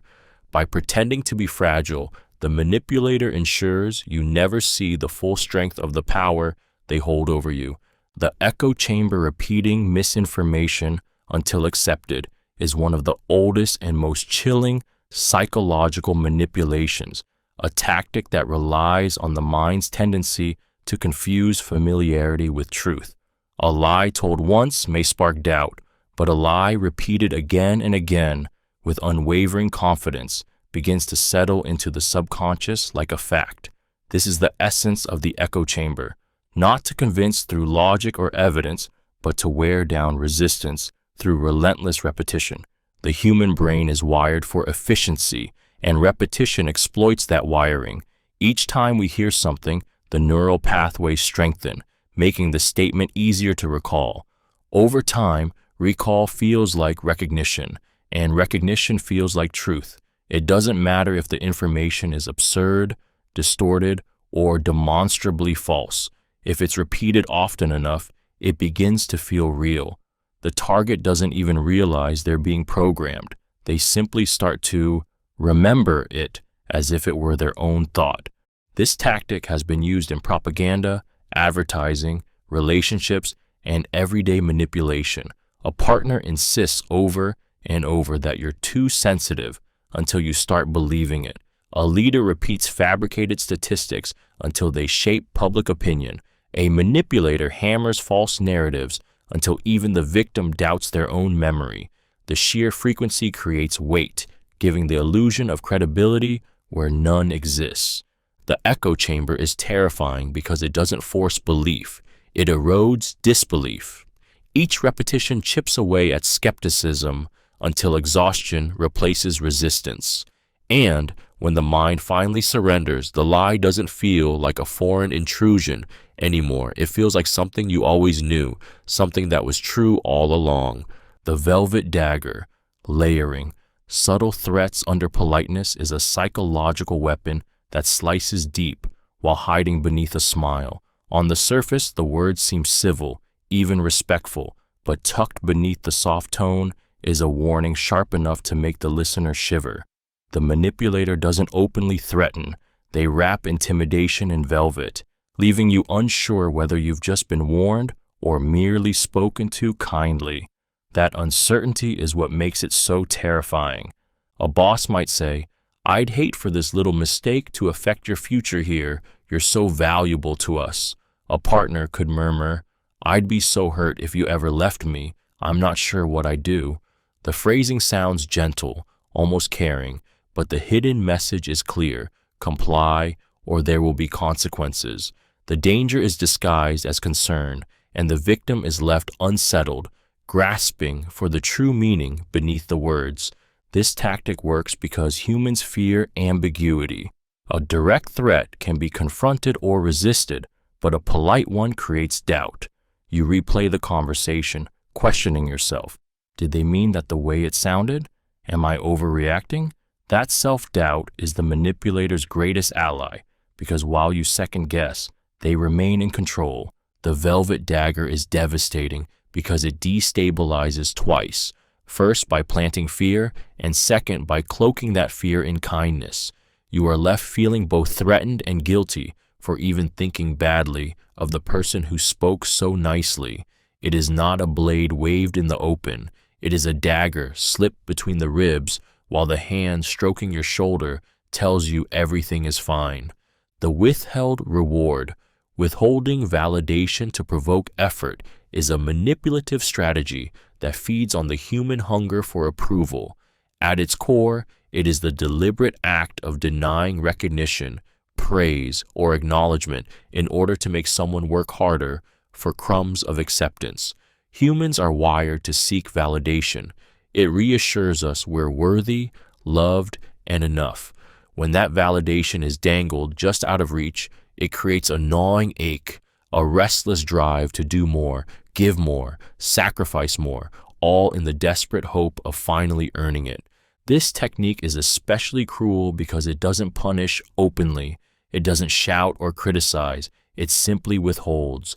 A partner might stay silent after you share something vulnerable, leaving you anxious and scrambling to impress them again. A boss may ignore your hard work, only to offer occasional, inconsistent praise that keeps you addicted to chasing it. The manipulator knows the power of scarcity. By giving approval, rarely, they make it priceless in your mind. Psychologists call this intermittent reinforcement, and it is the same mechanism that makes gambling so addictive. You never know when the reward will come, so you keep pulling the lever, hoping this time you'll win. The withheld reward makes you question yourself constantly. Did I do enough? Am I failing? Will they ever see me? That doubt chains you to their control. What makes this tactic so devastating is that the target often blames themselves. They don't see the manipulation, they see their own inadequacy. And so, they double their effort, not realizing that the silence, the absence, the void of validation was crafted with precision to keep them endlessly reaching for something they were never meant to fully grasp. The distracted predator. Feigned distraction to make others over-explain is a psychological trap that thrives on human insecurity and the desperate need to be understood. The manipulator pretends not to fully grasp what you're saying. Maybe they glance away, frown in mock confusion, or ask you to repeat yourself. Their apparent lack of attention sparks an immediate reaction in you, the urge to clarify, to expand, to dig deeper into details you would have otherwise kept hidden. In your effort to be clear, you expose more than you intended. This tactic is effective because silence and distraction feel like rejection. When someone doesn't seem to be paying attention, your brain interprets it as disconnection. That tiny sting of being unheard pushes you to work harder to bridge the gap. You reframe, you expand, you repeat, often adding new layers of information. And while you think you're just making yourself understood, the manipulator is quietly gathering data, details, admissions, vulnerabilities, without ever having to ask directly. Interrogators and negotiators use this technique to coax out truths. Manipulative partners use it to make you confess more during arguments. Even in casual conversations, a feigned lapse of attention can push you into revealing feelings or facts you would have otherwise concealed. The sinister brilliance of this tactic lies in its invisibility. It doesn't feel like pressure. It feels like you're in control, choosing to elaborate. Yet, the reality is reversed. Your own anxiety about being dismissed drives you to spill secrets into the waiting hands of someone who was never truly distracted at all. The pronoun shift. Shifting pronouns to redirect responsibility is a subtle yet deeply manipulative linguistic trick, one that changes the weight of accountability with a single word. Instead of saying, "I made a mistake," the manipulator says, "We made a mistake." Instead of admitting, "You're right," they switch to, "Everyone feels this way." By altering pronouns, blame is dispersed, ownership evaporates, and the target is swept into a collective fog where no one stands clearly guilty, but everyone feels implicated. This tactic preys on the psychology of shared identity. Humans are naturally inclined to bond through groups, through we and us, because it signals belonging and safety. The manipulator hijacks this instinct, folding others into their guilt to dilute it. When a boss says, "We dropped the ball," employees instinctively share the shame, even if they had no hand in the failure. When a partner says, "We always fight," it spreads blame equally, even if the conflict is one-sided. The burden of accountability is no longer theirs alone. It becomes communal. The pronoun shift also works in the opposite direction, where "you" is used to project blame outward. Instead of taking responsibility, a manipulator might say, "You misunderstood me," or "You made me do this." Suddenly, the target is carrying guilt that doesn't belong to them, their self-worth chipped away by words designed to shift weight onto their shoulders. The brilliance of this technique lies in how ordinary it sounds.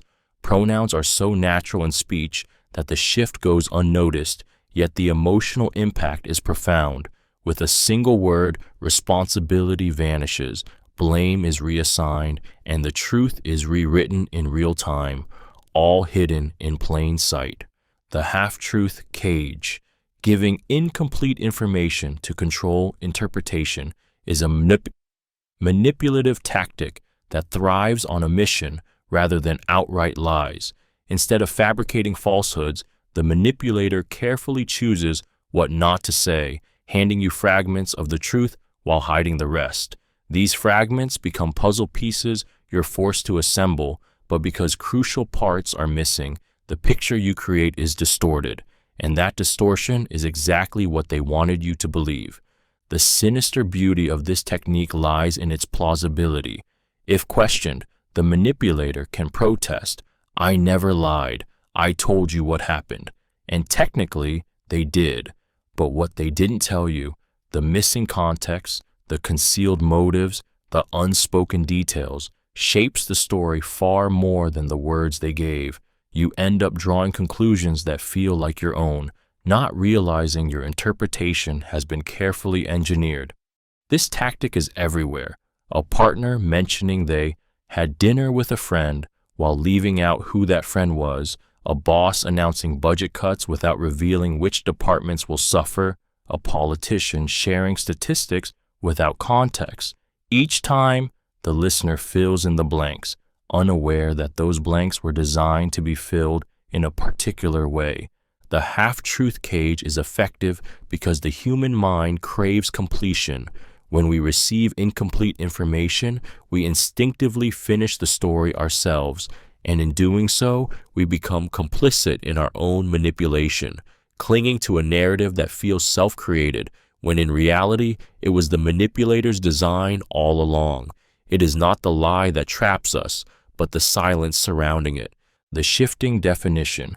Redefining terms mid-conversation is a manipulative maneuver designed to twist reality right before your eyes. At first, both parties seem to agree on the meaning of a word, an idea, or a promise.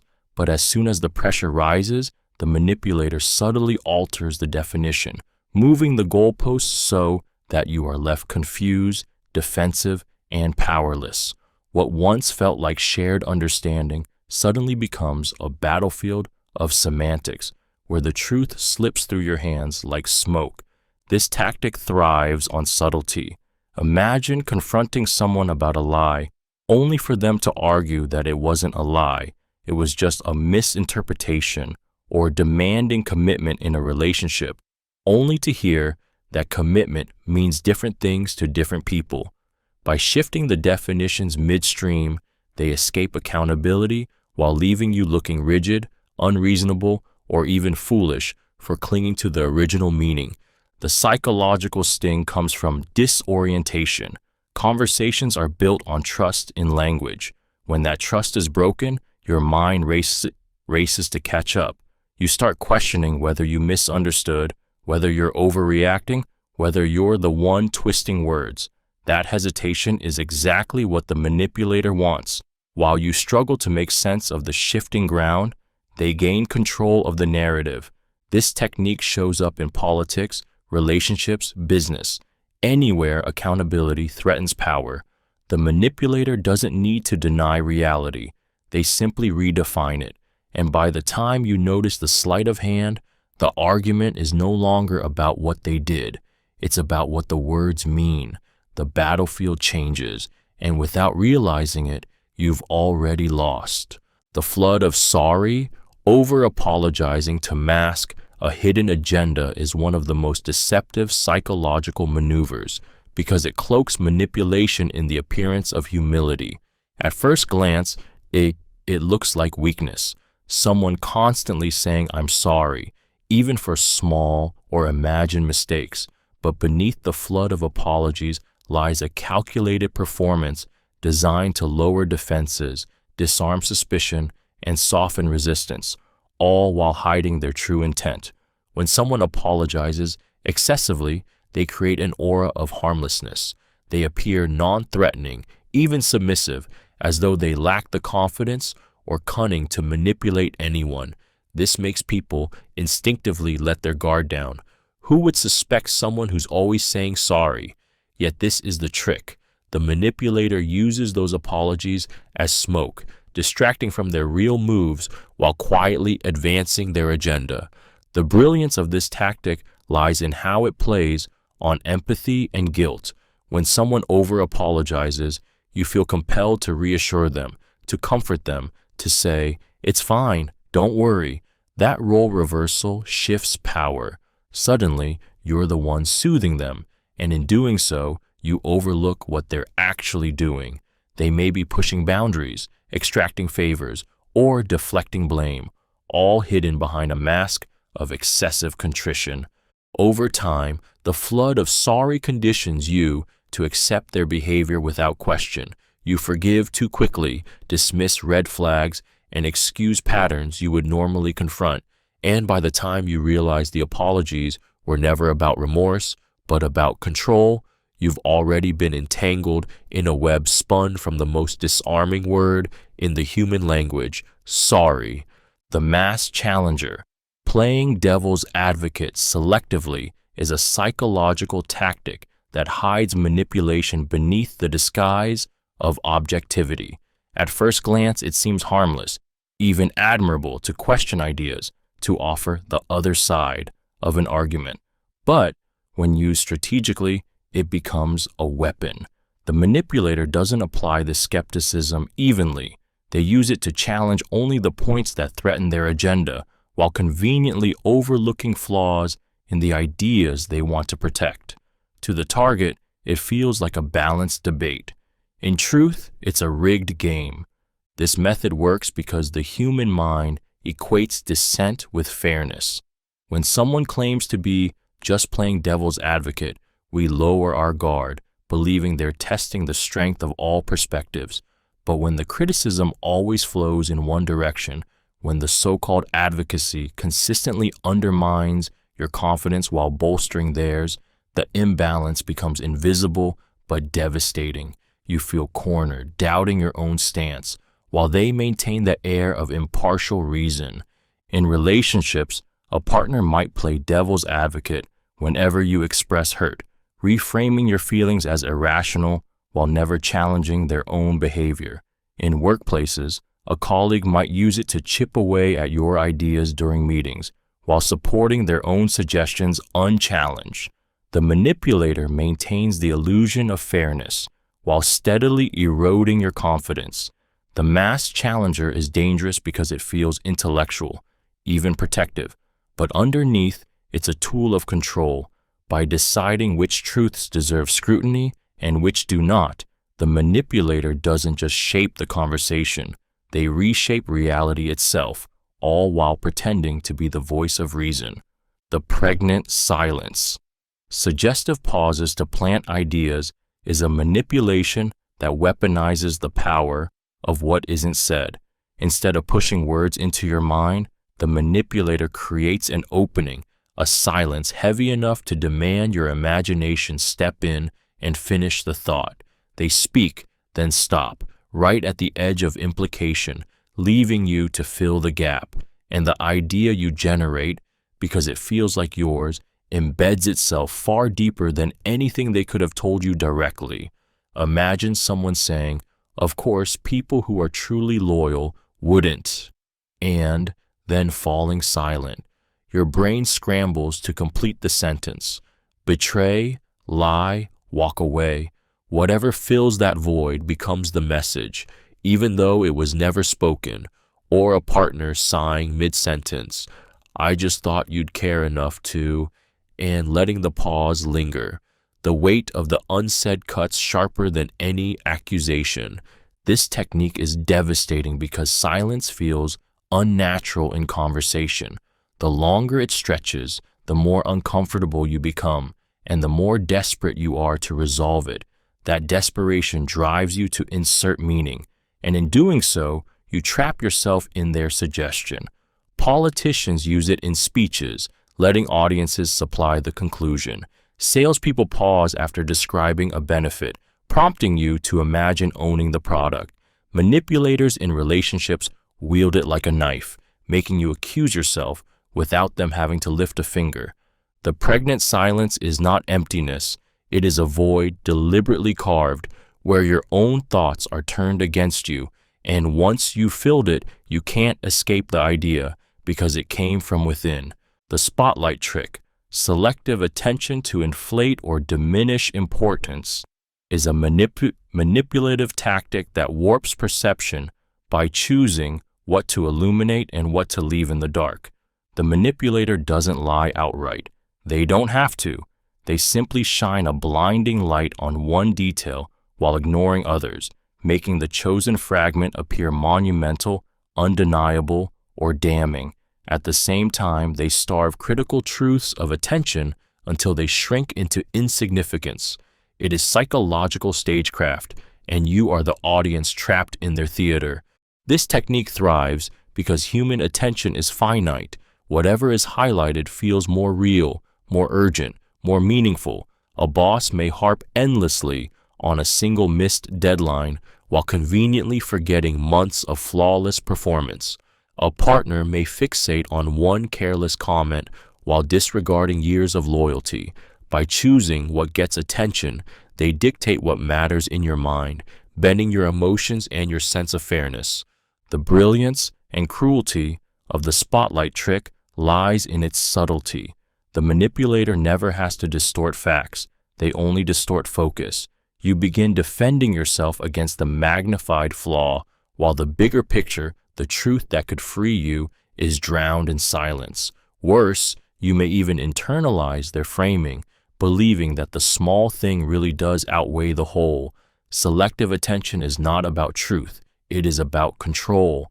By deciding what deserves notice and what doesn't, the manipulator reshapes reality itself, and in that artificial spotlight, you dance to their rhythm, blind to the fact that the stage you stand on was rigged from the very beginning. The Exhaustion Gambit. Exploiting fatigue to push agreement is one of the darkest psychological manipulations because it doesn't attack the mind directly. It wears down the body until resistance collapses on its own. Fatigue weakens judgment, dulls critical thinking, and lowers willpower. When someone is tired, they don't want to argue, they don't want to analyze, they just want relief. The manipulator knows this, and they time their demands for the moment when exhaustion makes surrender feel like the only option. It could be a boss waiting until late at night to ask for just one more favor, a partner dragging out an argument until you're too drained to fight back, a negotiator prolonging a meeting, circling the same points again and again until you nod in agreement just to escape the mental fog. The tactic doesn't rely on logic or persuasion. It relies on grinding you down until compliance feels easier than resistance. The brilliance of the Exhaustion Gambit is how it feels like your own choice. You tell yourself, I just don't care anymore. Let's get this over with. But in reality, you've been maneuvered into a state where clarity is impossible and saying yes is simply the path of least pain. The manipulator walks away victorious, and you're left with the quiet regret of realizing you gave in, not because you agreed, but because you were too tired to fight. Fatigue turns strong minds into pliable clay, and the one who controls the timing of pressure controls the outcome. The Exhaustion Gambit proves that sometimes the sharpest weapon isn't force, it's patience. The expert's cage, creating dependency through expertise, is a manipulation that traps others in invisible chains of reliance. The manipulator positions themselves as the authority, the one with knowledge, skills, or insights that others supposedly cannot live without.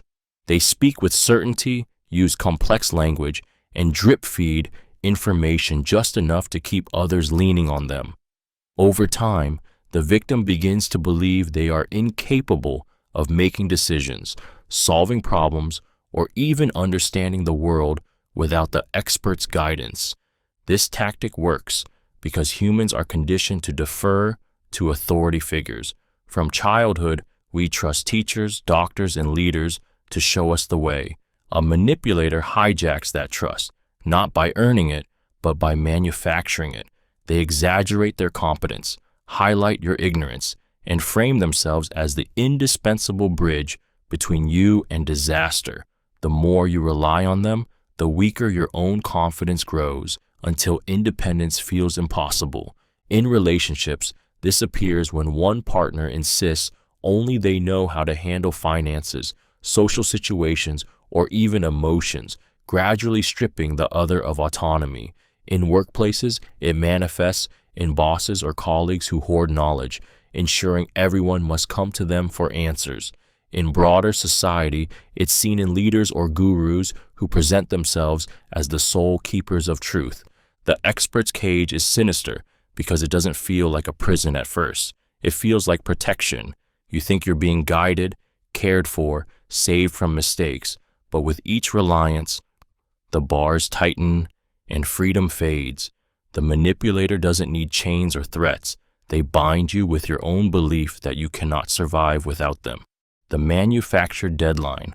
False urgency to bypass deliberation is a manipulation designed to short-circuit rational thought and replace it with panic-driven compliance. It thrives on the illusion of scarcity and the pressure of time, forcing decisions before the mind has a chance to weigh them properly. The manipulator creates a ticking clock, whispering that hesitation equals loss, and in that frantic state, you choose not what is best, but what is immediate. This tactic is everywhere. A salesperson warns, "This deal is only available today." A partner insists, "If you don't decide now, I'll assume you don't care." A boss says, "I need this answer in the next 5 minutes." Each statement is crafted to choke out the natural process of reflection, replacing clarity with urgency. Your mind, desperate to avoid missing out or facing punishment, leaps into action without resistance. What makes this so powerful is how deeply time pressure affects human psychology. When the brain perceives a shrinking window, it prioritizes speed over accuracy, instinct over logic. Fear of loss becomes louder than careful reasoning. The manipulator doesn't need the deadline to be real. It only needs to feel real. And once you're caught in that pressure, you rarely pause to question whether the clock was manufactured in the first place. False urgency thrives because it hijacks survival instincts. We evolve to react instantly to danger, not to pause and reflect. But in the hands of a manipulator, that primal wiring becomes a leash, pulling you into hasty decisions you never would have made if given the time to breathe. The clock ticks louder, and with every beat, your freedom slips away. The listening trap encouraging. Venting to collect exploitable data is one of the most deceptively gentle manipulations because it disguises predation as compassion. The manipulator leans in, nods softly, and urges you to let it all out. They play the part of the patient confidant, offering a safe space where you feel free to unload your frustrations, fears, and secrets. But beneath the facade of empathy lies a calculating mind, harvesting every word for leverage. Humans crave to be heard. When someone encourages us to vent, it feels like relief, a release of pressure we've been carrying in silence. In that flood of emotion, filters vanish. We reveal not just surface complaints, but the raw vulnerabilities beneath them. We confess our insecurities, our regrets, our private grievances, and all the while the manipulator listens closely, storing every weakness like weapons in a locked arsenal. Later, those very confessions can be twisted against you. A partner might recall your venting during a fight, even you admitted you're a failure. A colleague might use your words to sabotage you at work. A so-called friend might feed your insecurities back to you, deepening your dependence on them. What felt like therapy was actually surveillance, disguised as care. The listening trap is especially insidious because it feels safe. You never suspect danger in the warm silence of someone nodding at your pain. But once they've gathered enough, you realize too late that your words were not received with compassion. They were mined for control. In the wrong hands, your venting becomes a loaded weapon, and the person who handed it to them was you. The echo trap, echoing last words to compel elaboration, is a subtle yet piercing psychological tactic because it makes people feel as though they're guiding the conversation, while in truth, they're being led deeper into disclosure. The manipulator simply repeats the final phrase you've spoken, softly, with curiosity, or even as a question. That tiny echo plants a silent challenge in your mind. Explain yourself further. And because humans crave understanding, most people take the bait without hesitation. Imagine saying, "I've just been under a lot of stress lately." The manipulator tilts their head and murmurs, "A lot of stress?" Without thinking, you begin to unravel. "Yeah, work has been overwhelming. My boss is on me, and I don't know if I can keep up." You've revealed more than you planned, not because they demanded it, but because their echo made you feel unfinished. The power of this technique lies in its simplicity. It doesn't feel like pressure. It doesn't feel like manipulation. It feels like someone truly listening. The repetition signals interest, and your subconscious scrambles to reward that attention with more detail. Bit by bit, you empty yourself, layering vulnerability onto the table, all while believing you're in control. Interrogators, therapists, salespeople, even manipulative friends and lovers use the echo trap to mine for secrets, desires, or weaknesses. What makes it so dangerous is how natural it feels. You don't sense intrusion, you feel connection. Yet the more you speak, the deeper you entangle yourself, handing over truths you never intended to share, all because someone whispered your own words back into your ears. The emotional label. Labeling emotions for someone to redirect them is a psychological maneuver that seizes control of another person's inner world by naming what they feel, often before they can articulate it themselves. "You're just tired. I can see you're upset. You're only nervous." At first, it feels validating, as though the manipulator understands you on a deep level. But the power of this tactic lies in its subtle redirection. Once your emotions are labeled, they can be reshaped, minimized, or dismissed. Humans instinctively trust those who seem to get their feelings. When someone names your emotion, it bypasses your defenses because it feels like empathy. But hidden inside that label is suggestion. If they say you're just stressed, you may start doubting whether your anger is justified. If they insist you're afraid, you may retreat when you were ready to confront. The label becomes a frame, and soon your emotions are no longer entirely yours. They're filtered through someone else's interpretation. This technique is especially dangerous in conflicts. A partner accused of wrongdoing might say, "You're just overreacting," shifting the focus away from their actions and onto your supposed instability. In workplaces, a superior might dismiss legitimate frustration as burnout or jitters, deflecting responsibility and keeping control. Even in politics and media, emotions are labeled en masse. Fear recast as ignorance, outrage reframed as hysteria to steer collective behavior. The emotional label works because it preys on the human need for recognition while subtly rewriting the script. By accepting their label, you hand over authorship of your own feelings, letting someone else define your reality. And once they control how you feel, they control how you act. The fog of words, using ambiguity to avoid falsifiability, is a psychological smokescreen that cloaks manipulation in vagueness. Instead of making clear statements that can be tested, proven, or disproven, the manipulator speaks in riddles, phrases broad enough to mean anything, yet slippery enough to mean nothing at all. Their words hover in a gray zone where no matter what happens, they can twist them to appear correct. It is not truth they seek, but the power to never be pinned down. A manipulator might say, "You always seem distant sometimes," or "Things like this usually don't work out well." The language feels meaningful, but when you try to grasp it, it dissolves. How often is sometimes? What exactly does usually mean? By remaining deliberately ambiguous, they trap you in endless interpretation, chasing clarity that will never come. This tactic works because humans crave certainty. We search for meaning in unclear statements, bending our minds to decode them. In doing so, we often project our own fears and doubts into the fog, handing the manipulator more power than they ever actually asserted. And when confronted, they retreat into the safety of their vagueness. That's not what I meant. You misunderstood. Politicians thrive on this, promising change without defining it. Abusive partners use it, criticizing with words too vague to be defended against. Spiritual manipulators wield it, offering prophecies vague enough to always appear fulfilled. The fog of words is dangerous because it makes you fight shadows.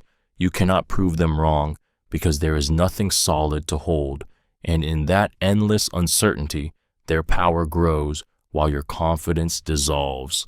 The Withered Smile, praise withdrawal as punishment, is a silent but devastating form of manipulation that strikes at the core of human need, the hunger for approval. At first, the manipulator floods you with warmth, compliments, admiration, validation that makes you feel seen and valued.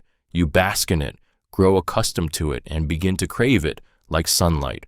Then, without warning, the praise vanishes. The smile fades, the affirmations stop, and in their place grows a chilling silence that feels like rejection. Humans are conditioned from childhood to respond to praise as reward. It signals acceptance, safety, and love. When that praise is suddenly stripped away, the absence is suffocating. You start questioning yourself. What did I do wrong? Why don't they see me anymore? How do I get it back? And so you work harder, bend further, give more of yourself, not for genuine growth, but for the desperate hope of earning back what was stolen. This tactic thrives on intermittent reinforcement. A manipulator may sprinkle rare moments of praise amidst long stretches of indifference, keeping you hooked like a gambler waiting for the next win. The few crumbs of approval feel intoxicating, making you forget the emptiness that came before. And in that cycle, they own you because your sense of worth becomes tethered to their unpredictable validation. The cruelty of praise withdrawal lies in its invisibility.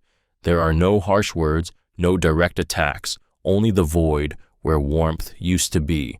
But that void screams louder than any insult, punishing you until you break yourself trying to fill it. The overloaded yes, disarming criticism with exaggerated agreement, is a manipulative tactic that flips confrontation on its head. Instead of defending themselves, the manipulator leans in, nods, and agrees so fully, so over the top, that the critic is left off balance. You're right, I'm terrible at this. I'm the worst, honestly. What could have been a sharp exchange suddenly feels awkward, even cruel, to continue. The critic, instead of pressing harder, often retreats, softens, or even apologizes for being too harsh. This technique works because it hijacks the natural rhythm of conflict. When you criticize someone, you expect resistance. You brace for denial, excuses, or counterattacks. But when they fold instantly and push the criticism further than you intended, the emotional balance collapses. The aggressor feels guilty for going too far, while the manipulator has not only dodged accountability, but gained sympathy in the process. The brilliance of the overloaded yes is that it disguises defense as humility. It makes the critic look like the unreasonable one, the aggressor, the bully. Meanwhile, the manipulator slips away untouched, their flaws reframed as something almost endearing. Over time, this creates a dynamic where others hesitate to confront them at all, knowing they'll only end up feeling guilty afterward. Partners use it in arguments. Employees use it to deflect responsibility. Leaders use it to charm followers. Each time, the effect is the same. Criticism dissolves into discomfort, and the manipulator walks away not weaker, but stronger. By exaggerating agreement, they weaponize humility, turning confrontation into an arena where only they can win. The convenient amnesia. Pretending to forget commitments is a manipulative tactic that weaponizes selective memory to dodge responsibility while maintaining a facade of innocence. The manipulator promises, agrees, or commits to something only to later act as if it never happened. When confronted, they feign surprise, confusion, or even mild embarrassment. "Oh, I completely forgot. Did we really agree on that? I don't remember you saying that." By doing so, they shift the burden back onto you, making you feel like the unreasonable one for expecting them to honor their word. This tactic is powerful because memory is inherently fragile, and people are reluctant to accuse others of lying about what they do or don't recall. Doubt creeps in. Maybe I wasn't clear. Maybe I didn't write it down. Maybe I'm the one who's wrong. The manipulator thrives on this uncertainty, using it to escape accountability again and again while leaving you questioning your own recall. In relationships, this behavior slowly erodes trust, as one partner constantly rewrites reality to avoid promises or obligations. In professional settings, it allows colleagues or bosses to dodge deadlines, deny agreements, and maintain control while others scramble to pick up the slack. Over time, this convenient amnesia trains victims to over-document, over-explain, and overcompensate, exhausting themselves while the manipulator enjoys freedom from responsibility. The sinister brilliance lies in its deniability. Forgetfulness is human, relatable, forgivable, but when it is wielded deliberately, it becomes a subtle form of gaslighting, forcing you to doubt your own memory while they walk away unburdened, their broken promises dissolved into the fog of selective recall. The humble mask, false modesty to lower defenses, is one of the most disarming manipulations because it disguises power as weakness. Instead of boasting, the manipulator shrinks, downplays, or belittles their own abilities in a way that makes them seem harmless, approachable, even endearing. They say things like, "Oh, I'm really not that good," or "I was just lucky. Anyone could have done it," knowing full well that the modesty will lure you closer while concealing the sharpness of their true intentions. This tactic works because humans instinctively relax around humility. When someone appears vulnerable or self-deprecating, suspicion fades. You stop guarding yourself, believing you are dealing with someone safe, someone who doesn't hunger for advantage. But the truth is that false modesty isn't humility at all. It's bait. While you're busy reassuring them, offering praise, or lowering your guard, they are silently gathering influence, charm, and control. In relationships, a manipulator may feign insecurity to draw endless validation. In business, a competitor may downplay their skill before striking with precision. Even leaders use this tactic, cloaking ambition behind a facade of just doing their best. The brilliance of the humble mask is that it makes you want to trust them, to like them, to open yourself up. And once you do, the very vulnerability you expose becomes their weapon. False modesty is dangerous because it seduces with softness. You lean in, thinking you've met someone harmless, when in reality you've stepped into the embrace of a predator who hides their claws until it's too late. It is not humility, it is camouflage. The Cruel Jest, using "I'm just joking" as denial cover, is a manipulative tactic that hides daggers inside laughter. The manipulator delivers a cutting remark, an insult, a judgment, or a humiliating truth, but cloaks it in the guise of humor. When the sting lands and you react, they retreat behind the shield of playfulness, smirking, "Relax, I was only kidding." The cruelty remains, but now the burden shifts to you. You're painted as overly sensitive, humorless, or incapable of taking a joke.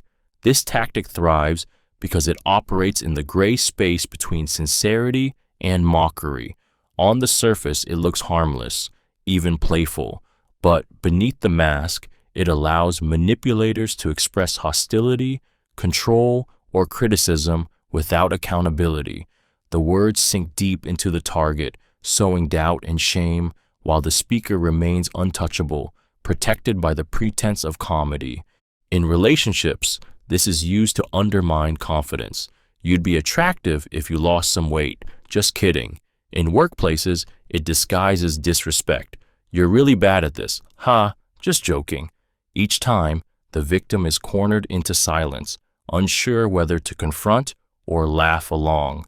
The manipulator wins either way. If you laugh, you absorb the insult. If you protest, you look weak.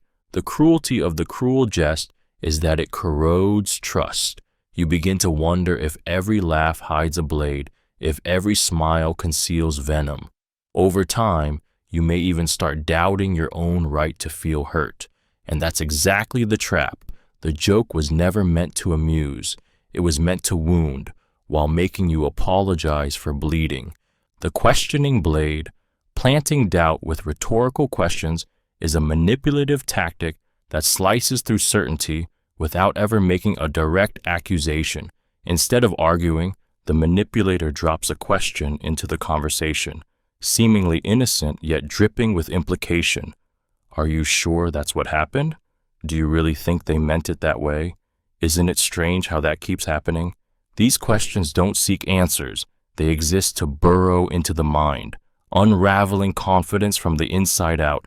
The power of this technique comes from its subtlety. Unlike outright criticism, rhetorical questions carry plausible deniability. If challenged, the manipulator can shrug, "I was just asking," yet the damage is already done. The victim begins to second-guess themselves, replaying conversations, re-evaluating choices, doubting instincts.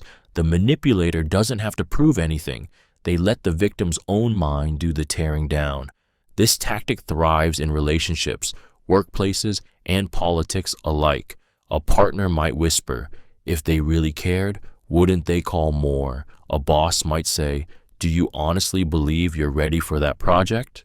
A rival might plant seeds of mistrust with, "Why do you think they chose you and not someone else?" The questions haunt long after they're asked, spreading like cracks in glass until confidence shatters. What makes the questioning blade so dangerous is how invisible it feels. The manipulator never seems aggressive, never overtly hostile. They pose as curious, even concerned, yet with each carefully placed question, they carve away certainty, leaving you paralyzed between what you knew to be true and the poisonous possibility they've whispered into your mind. The punishing silence. Silent treatment as a control tactic is one of the coldest and most suffocating forms of psychological manipulation. Unlike shouting or direct confrontation, it doesn't rely on words. It relies on absence. The manipulator withdraws completely. No replies, no eye contact, no acknowledgement of your existence. They become a wall of silence, leaving you trapped in a void where every attempt to reach them is met with nothing. This absence is not peace, it is punishment, and its purpose is control. Humans are social beings wired to fear disconnection. When someone you care about suddenly cuts off communication, the brain interprets it as a threat to belonging, sparking panic and desperation. The victim begins replaying every interaction, wondering what they did wrong, blaming themselves, begging silently for the silence to end. The manipulator knows the storm well. They want you restless, anxious, and desperate enough to bend just to restore the bond. In relationships, the silent treatment becomes a weapon to win arguments, forcing compliance without ever lifting a voice. In families, parents may freeze out children, teaching them to equate love with obedience. In workplaces, bosses or colleagues may ignore someone to diminish their presence, eroding confidence until they comply with unspoken demands. What makes the punishing silence so cruel is that it robs the victim of resolution. Words, even harsh ones, can be challenged, but silence cannot be argued with. It leaves you suspended in limbo, fighting shadows, trying to repair something that the manipulator broke on purpose. It is not the absence of communication, but the deliberate denial of connection, used to bend another's will without ever speaking a word. The false ally. Premature agreement to gain trust is a manipulation that mimics solidarity before it's earned. Instead of listening fully or weighing truth, the manipulator rushes to nod, smile, and echo your words with phrases like, "Exactly, I feel the same way," or "Yes, that's so true." The speed of their agreement feels validating, even intoxicating. You believe you found an ally who understands you instantly, but beneath that surface harmony lies calculation, not connection. The trick works because humans crave validation. When someone mirrors our opinions right away, it creates a surge of belonging and safety. Our defenses lower, our trust rises, and we begin to open up, sharing more of ourselves. The manipulator knows this and exploits it, using the illusion of agreement as a key to unlock your inner world. Salespeople wield this tactic to soften resistance. Politicians use it to charm crowds, and toxic partners employ it to accelerate intimacy. By agreeing too soon, they bypass the normal progression of trust building and fast-track themselves into your circle of confidence. The danger is that this agreement isn't rooted in genuine understanding. It's a mask that adapts to whatever will please you most. What makes the false ally so sinister is how subtle it feels. It doesn't come across as forceful. It feels like connection, but it is not agreement born of truth. It is mimicry designed to disarm. By the time you realize the harmony was staged, you may have already revealed your vulnerabilities, given your loyalty, or made decisions based on the trust they never deserved. Premature agreement isn't friendship, it's infiltration, the golden cage. Suggesting exclusivity to create loyalty is a manipulative technique that weaponizes the human craving for belonging. The manipulator whispers promises of special access, unique bonds, or rare opportunities, making you believe you are part of something scarce and precious. They frame the connection as extraordinary. "I don't usually share this with anyone, but I trust you. You're different from the others. I only let certain people this close." Those words ignite a powerful pull, making you cling tighter to the relationship, terrified of losing what feels rare. The brilliance of this tactic lies in its illusion. Exclusivity, whether real or fabricated, magnifies value in the mind. Humans equate rarity with importance. Diamonds, elite clubs, secret knowledge. When someone convinces you that you hold a unique place in their world, you will fight harder to protect it, even if it means sacrificing your boundaries or ignoring red flags. You become less likely to question, more likely to comply, all to preserve the fragile sense of being chosen. This strategy thrives in toxic relationships, cults, sales tactics, and political movements alike. A manipulative partner may say, "You're the only one who really understands me." A leader may claim, "Only a select few are worthy of this mission." The message is always the same. You are special, but only as long as you remain loyal. The golden cage is cruel because it doesn't feel like captivity. It feels like privilege. By the time you realize you've been trapped, you're already bound by chains forged from your own desperate desire to keep the exclusivity alive, even if it means betraying yourself. The fractured mirror. Deliberate contradiction to destabilize is a psychological tactic that thrives on disorientation. The manipulator doesn't just disagree with you, they twist the ground beneath your feet by consistently flipping, denying, or reversing their stance, often without explanation. One moment they praise you, the next they criticize. One day they insist on a decision, the next they claim they never wanted it. The constant contradictions are not mistakes. They are weapons designed to make you question your memory, your judgment, even your sanity. This technique works because humans crave consistency. Our brains are wired to seek patterns, to make sense of behavior. When those patterns collapse under relentless contradiction, the result is confusion and self-doubt. You begin to wonder if you misunderstood, if you're overreacting, if the problem is you. That doubt erodes your confidence and makes you more pliable, more desperate to cling to any scrap of stability the manipulator offers. In relationships, this looks like hot and cold affection, love bombed one moment, iced out the next. In workplaces, it's a boss who constantly changes expectations, ensuring employees never feel secure. In arguments, it's the person who insists, "I never said that," even when you remember their words clearly. The contradiction isn't meant to be logical. It's meant to destabilize, to keep you spinning in circles until exhaustion silences your resistance. The fractured mirror leaves its victims trapped in uncertainty. You stop trusting your perceptions, leaning instead on the manipulator for clarity. And in that shift, they win, not by proving they are right, but by making you feel you can never be sure that you are. The sonic whip, using volume shifts to control dominance, is a psychological tactic that manipulates the rhythm of speech to seize power in any interaction. It is not about what is said, but how it is delivered. Soft one moment, thunderous the next, then suddenly hushed again. These sharp, deliberate changes in volume jolt the nervous system, forcing attention and triggering emotional reactions that bypass rational thought. A sudden raise in volume shocks the listener, creating intimidation and signaling dominance. It floods the body with adrenaline, making the target more compliant, eager to de-escalate the perceived threat. Conversely, a sudden drop into a whisper draws the listener in, demanding hyperfocus, as though they're being invited into a secret too important to miss. This push and pull between loudness and softness destabilizes the victim, keeping them off balance and unsure of how to respond. Skilled manipulators use this in arguments, negotiations, and even seduction. A parent might raise their voice in fury, only to soften into a low, disappointed murmur, leaving a child desperate for approval.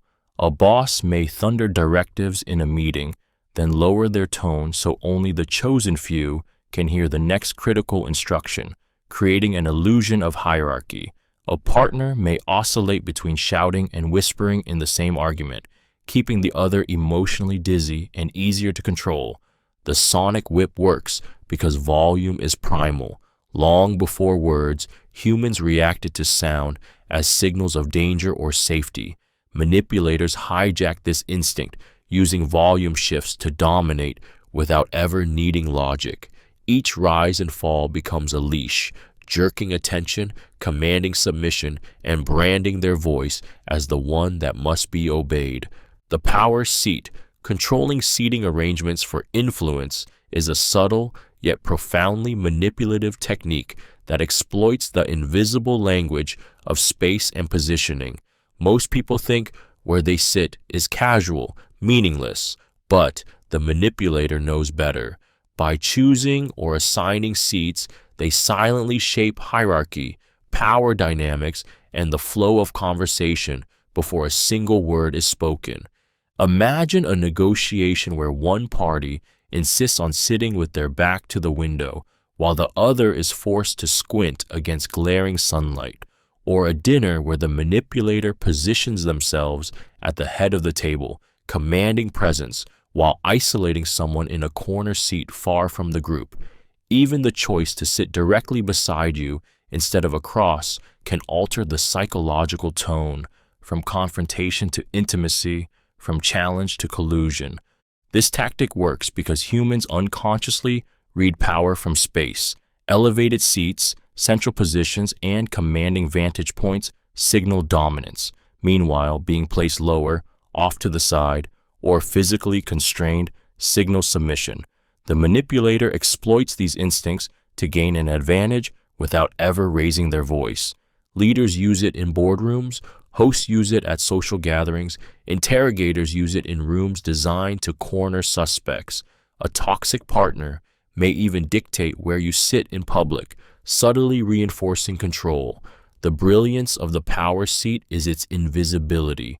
You rarely question why you're sitting where you are, yet that positioning quietly influences how you feel, how you speak, and how much control you believe you have. By orchestrating space, the manipulator doesn't just control the room, they control the people inside it, the shadow of authority. Invoking authority vaguely, using phrases like experts say or research proves without specifics, is a manipulative tactic that hijacks our trust in knowledge while offering nothing concrete. It works by cloaking an argument in the aura of credibility, summoning faceless authorities to back a claim. The listener, unable to verify the source, feels pressured to comply because challenging it would mean defying not just the speaker, but the invisible weight of supposed experts. This tactic thrives because humans are conditioned to respect authority. From childhood, we are taught to trust teachers, doctors, leaders, the ones who know better. When someone sprinkles vague authority into a conversation, it bypasses rational scrutiny. The brain registers credibility, even though no proof has been provided. A manipulator might say, "Studies show people like you overreact," or "Most professionals agree this is the right way." Without specifics, the claim floats above challenge, but its influence lands heavily. The cruelty of this method is its deniability. If pressed for evidence, the manipulator can retreat. "Well, I don't remember the exact study, but I know I read it." They escape accountability while leaving you with lingering doubt. Maybe you're the ignorant one. Maybe the authority they invoked truly exists. That seed of uncertainty alone is enough to weaken your resistance. The shadow of authority is powerful because it requires no real proof, only confidence in delivery. By conjuring phantom experts, manipulators control decisions, silence opposition, and bend perception, all while standing behind the shield of credibility that was never truly there. The emotional virus, emotional contagion, through exaggerated affect, is a manipulative tactic that exploits one of the most primal human instincts, to mirror the emotions of those around us. When someone laughs loudly, cries intensely, or reacts with fiery anger, that heightened display bypasses rational thought and seeps directly into the nervous system of everyone watching. Without realizing it, you begin to feel what they feel, their exaggerated emotions infecting you like a virus. This tactic works because emotions are contagious by nature. Our brains are wired with mirror neurons that mimic the states of others. It's how babies learn, how crowds sync, how riots erupt. The manipulator amplifies this effect by exaggerating their emotions far beyond normal levels. A sudden burst of laughter can shift an entire room into levity. A dramatic display of tears can silence resistance and summon sympathy. A violent outburst of rage can spark fear that keeps others submissive and compliant. What makes the emotional virus so dangerous is that it bypasses reason entirely. You're not convinced by logic, you're swept away by feeling. A manipulative leader can whip a crowd into hysteria by performing passion. A toxic partner can escalate minor conflicts into storms by overreacting until you match their fury. Even in workplaces, exaggerated enthusiasm can pressure teams into adopting ideas they would have rejected under calmer scrutiny. The brilliance of this tactic is in its invisibility. Victims rarely realize they've been manipulated. They believe they simply felt it too. But the truth is chilling. Those weren't your emotions. They were planted, magnified, and spread until they consumed you, leaving you dancing to a tune you never chose to hear. The subtle trespass testing, boundaries with micro-violations, is a manipulative tactic that begins with seemingly harmless actions, so small, so trivial, that calling them out feels excessive. A joke that cuts just a little too deep, a touch that lingers half a second longer than it should, a casual dismissal of a request. Each micro-violation is a probe, a test to see how far the manipulator can push before resistance appears. The brilliance of this tactic is in its gradualness. If the manipulator were to cross a major boundary, immediately the victim would likely push back hard. But by eroding the lines bit by bit, they condition the victim to tolerate more and more. The first violation may sting, but it's easier to brush it off than confront it. By the time the manipulator escalates to larger infractions, the victim's tolerance has already been stretched thin, making serious violations feel like a natural progression rather than a shocking breach. This method thrives in toxic relationships, abusive workplaces, and even in cult dynamics. An abuser may start with jokes that undermine confidence before moving into direct insults. A boss may casually disregard small agreements before demanding complete sacrifices. Each step is justified, minimized, or disguised as unimportant, while the victim adapts to the ever-shifting line of what is acceptable. The subtle trespass is sinister because it weaponizes patience and politeness. Most people are taught not to overreact, not to make a scene, not to appear sensitive. The manipulator counts on this hesitation, using it as a shield while they carve away boundaries piece by piece. And once those boundaries are gone, reclaiming them feels impossible because the victim can no longer see where the lines ever were. The poison care redefining criticism as concern is a psychological manipulation that cloaks attack in the language of care. Instead of delivering blunt judgment, the manipulator softens their tone, tilts their head, and frames their words as if they are only looking out for you. They say things like, "I just worry about how people might see you when you do that," or "I'm only telling you this because I care." The sting lands, but it is hidden under a veil of false compassion. This tactic is powerful because it creates confusion. On the surface, you're being offered support, but beneath it, your choices, character, or competence are being undermined. The disguise of concern makes you feel guilty for resisting or defending yourself. After all, they're only trying to help, aren't they? That guilt is the hook. Instead of rejecting the criticism, you absorb it, letting their disguised judgment infiltrate your self-image. In relationships, this tactic keeps partners insecure and dependent. In workplaces, it lets bosses disguise control as mentorship. In families, it maintains dominance under the mask of love. The brilliance of the poison care is that it makes resistance look ungrateful. You risk seeming defensive or paranoid if you push back, which traps you deeper under their influence. What makes this so insidious is how it twists one of the deepest human needs, the desire to be cared for. Instead of nurturing, their concern corrodes. You walk away questioning yourself, not them, while they stand untouchable behind the mask of kindness. It is not care they are offering. It is control, sugar-coated in sympathy. The puppet strings of love. Conditional affection to enforce compliance is one of the most devastating manipulative tactics because it weaponizes the very thing humans crave most: love, warmth, and connection. At first, the affection flows freely, praise, tenderness, and intimacy that make you feel safe, seen, and cherished. But soon, the warmth turns transactional. The smiles, the touches, the words of affirmation come with strings attached. "I'll be proud of you if you do this." "I can't be close to you when you act like that." Affection becomes a currency, and you must earn it through obedience. This technique preys on the primal terror of abandonment. From childhood, humans are conditioned to equate love with survival. When affection is withheld, it doesn't just hurt, it feels like rejection from life itself. The manipulator knows this. By rationing affection, they train you like a marionette, pulling your strings with calculated doses of love. You begin to modify your behavior not out of free will, but out of desperation to avoid the icy silence or emotional distance that follows defiance. Parents may use this to control children. Partners may use it to dominate relationships. Leaders may wield it in cult-like dynamics. The formula is always the same: reward compliance with closeness, punish resistance with coldness.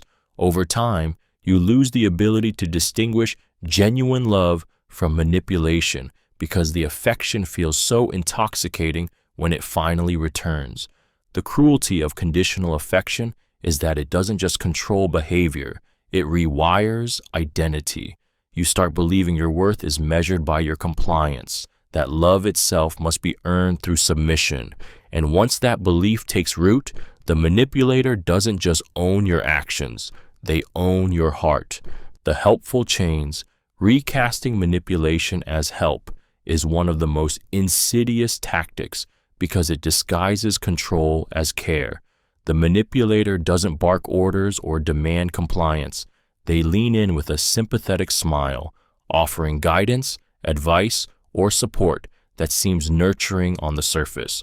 But beneath this mask of kindness lies a hidden agenda. Every act of help is designed not to empower you, but to bind you.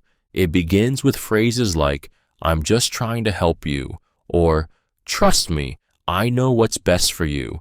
These words sound protective, but they carry an undertone of superiority, implying that you cannot manage on your own, that you are incapable without their intervention. The manipulator subtly takes the driver's seat of your life, making choices on your behalf, framing interference as generosity. This tactic is devastating because it plays on gratitude and guilt. To resist feels ungrateful. To question feels disrespectful. You start to internalize the belief that their control is actually care, and that your independence would be selfish or reckless. Over time, you may even surrender more power willingly, convinced they're the only one keeping you safe, guided, or loved. Parents wield it against children. Partners use it in toxic relationships. Leaders exploit it to silence dissent. In each case, the manipulation works because it feels good at first, comforting, protective, like a safety net. But that safety net slowly tightens into a web until you realize you're no longer being helped. You're being controlled, your freedom repackaged as dependence, your autonomy recast as weakness. The sugar-coated blade, presenting bad news with trivial good news, is a manipulation that disguises devastation beneath a thin veil of positivity. The manipulator delivers a small, meaningless win first, something so trivial it barely matters, only to slip in the real blow immediately after. Your package arrived early, but your payment was declined. You did a great job on this section, but the project overall is a failure. I really like your new haircut, but I don't think I love you anymore. The sweet taste of the minor good news softens the blow of the poison that follows, leaving the victim too stunned to react fully. The brilliance of this tactic lies in emotional misdirection. Humans process information in sequences, and when good news comes first, the brain relaxes, dopamine rises, and defenses lower. By the time the bad news lands, it feels heavier, sharper, more unbalanced because it wasn't expected. The trivial good becomes a distraction, a decoy to make the impact of the negative deeper and harder to resist. This is used everywhere. Employers praising effort before announcing layoffs, partners offering compliments before ending relationships, politicians distracting with minor victories before slipping in failures. The small good keeps the victim off guard, making them hesitate to protest too strongly. After all, they were just given something positive. The sugar-coated blade is cruel because it exploits hope. That flicker of happiness, that momentary relief is ripped away almost instantly, leaving the victim reeling. And in the confusion, while they are still processing the whiplash of emotions, the manipulator walks away in control, having buried cruelty beneath the hollow sweetness of something that never truly mattered. The verbal avalanche flooding conversation with irrelevant detail is a manipulation designed to bury truth beneath noise. Instead of confronting the core issue directly, the manipulator drowns it in an overwhelming torrent of side stories, unnecessary context, and trivial information. They speak endlessly, weaving tangents that spiral away from the point, leaving you exhausted, confused, and unable to distinguish what matters from what doesn't. This tactic works because the human brain craves coherence. When bombarded with excessive detail, you instinctively try to piece it together to find the thread that matters. But as you're lost in the weeds of their narrative, dates, names, side events, unnecessary backstory, The original question or accusation fades into the background. The manipulator never denies. They simply bury until clarity suffocates under the weight of clutter. Abusive partners use this to derail accountability. Confront them about a lie, and suddenly you're trapped listening to a half-hour breakdown of their stressful day, their childhood wounds, or irrelevant grievances. Politicians use it to dodge tough questions, answering with long-winded speeches that say everything and nothing at once. Even con artists thrive on it, confusing victims with elaborate detail until skepticism is replaced with blind acceptance. The verbal avalanche is so devastating because it masquerades as honesty. The manipulator appears open, thorough, even transparent, yet beneath the flood is concealment. You come away drained, unable to recall what was important, your willpower eroded by sheer fatigue. And that's when they win, not by silencing you, but by burying the truth under a landslide of words until you no longer have the strength to dig it out. The trap of manners. Exploiting politeness norms to corner others is a manipulative tactic that turns courtesy into a weapon. Society conditions us to be polite, to avoid rudeness, to smile when uncomfortable, to nod even when we want to walk away. The manipulator takes advantage of this programming.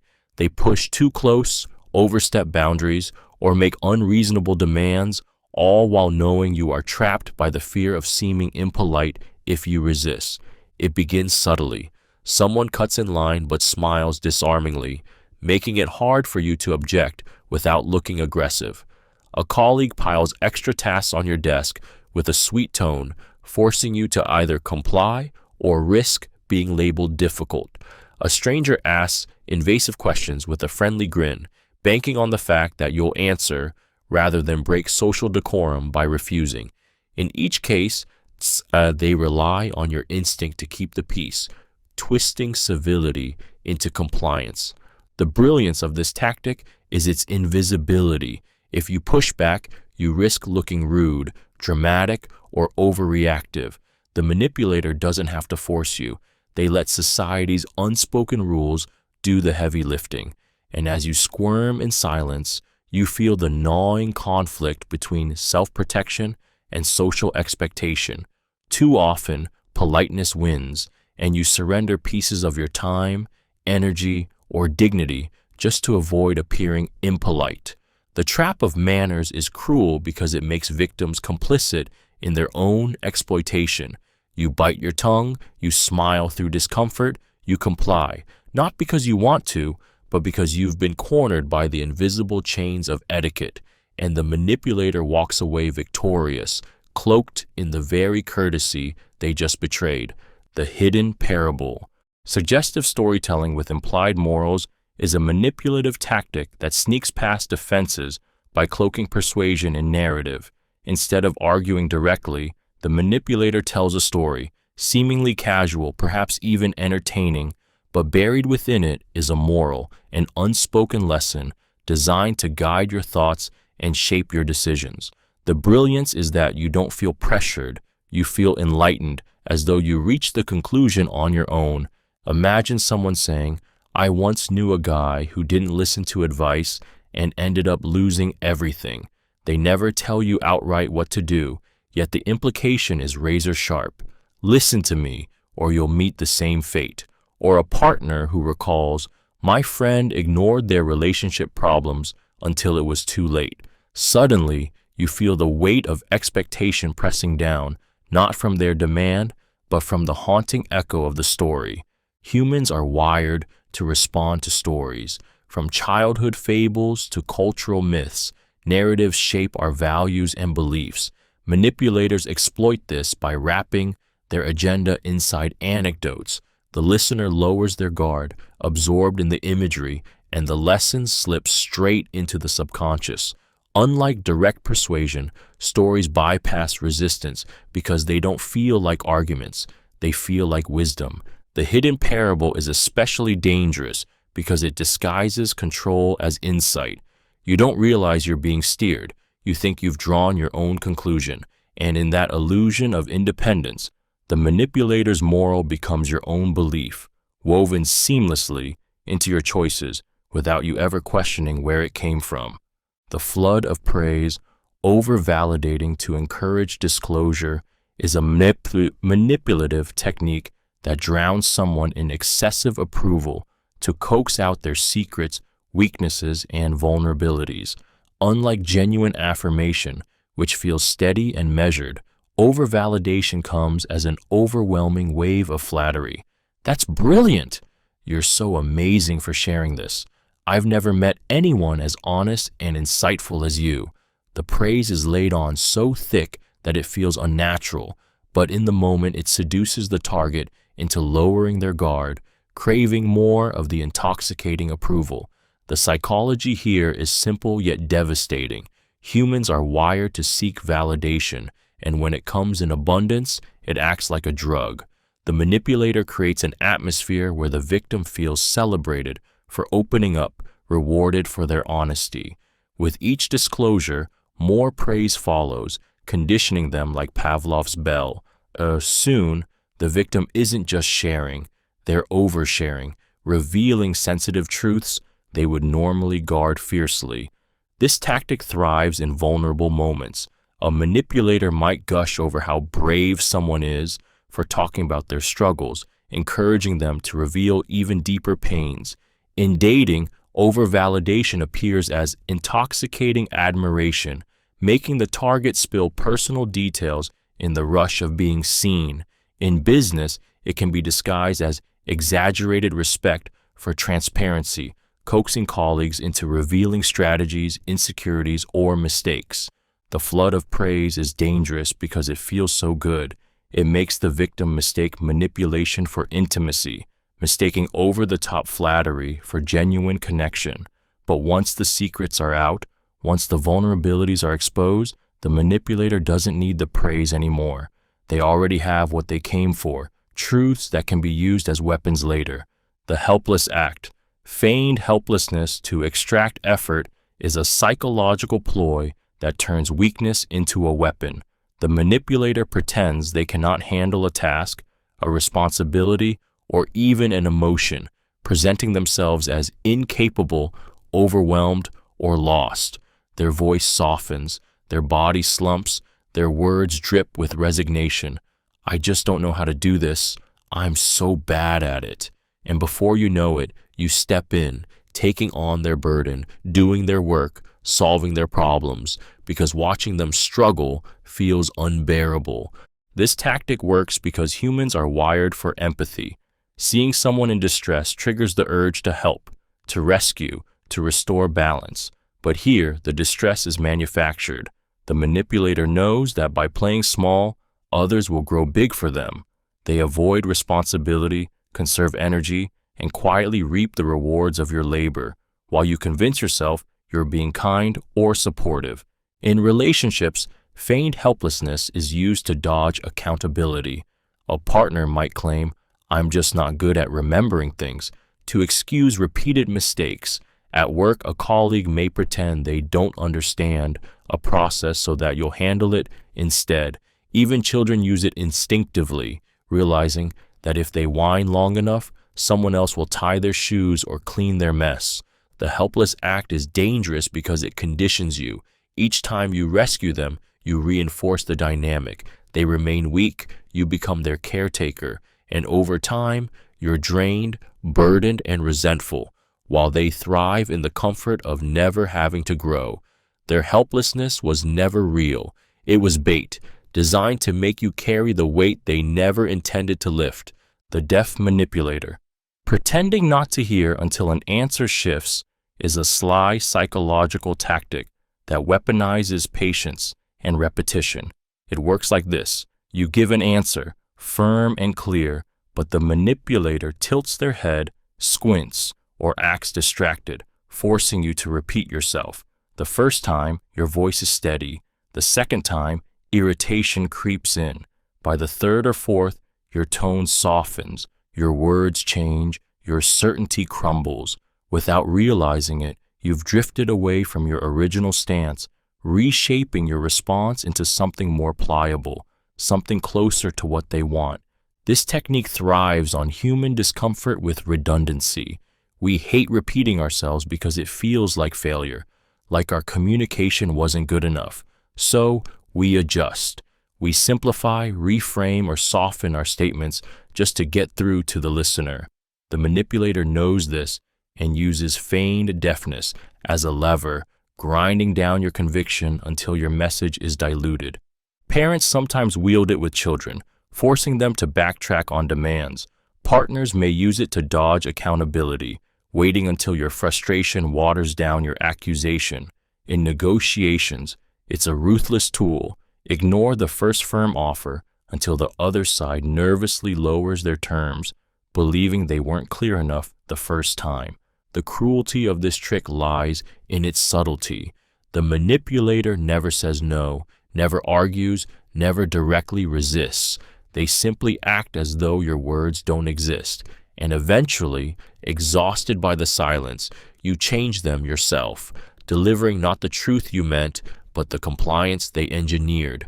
The weighted breath, exaggerated sighs, as emotional triggers are a deceptively simple yet brutally effective manipulation because they weaponize something as natural as breathing. A sigh, when dragged out, amplified, and timed precisely, becomes more than an exhale. It becomes a message.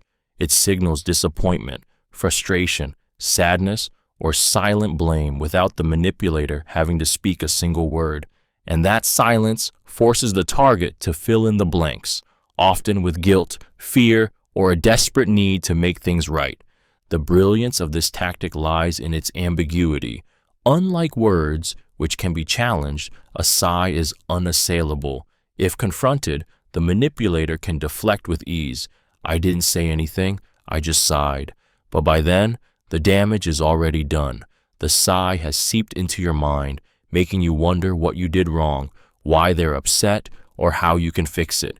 It places the burden entirely on you, pulling you into a spiral of self-doubt and overcompensation.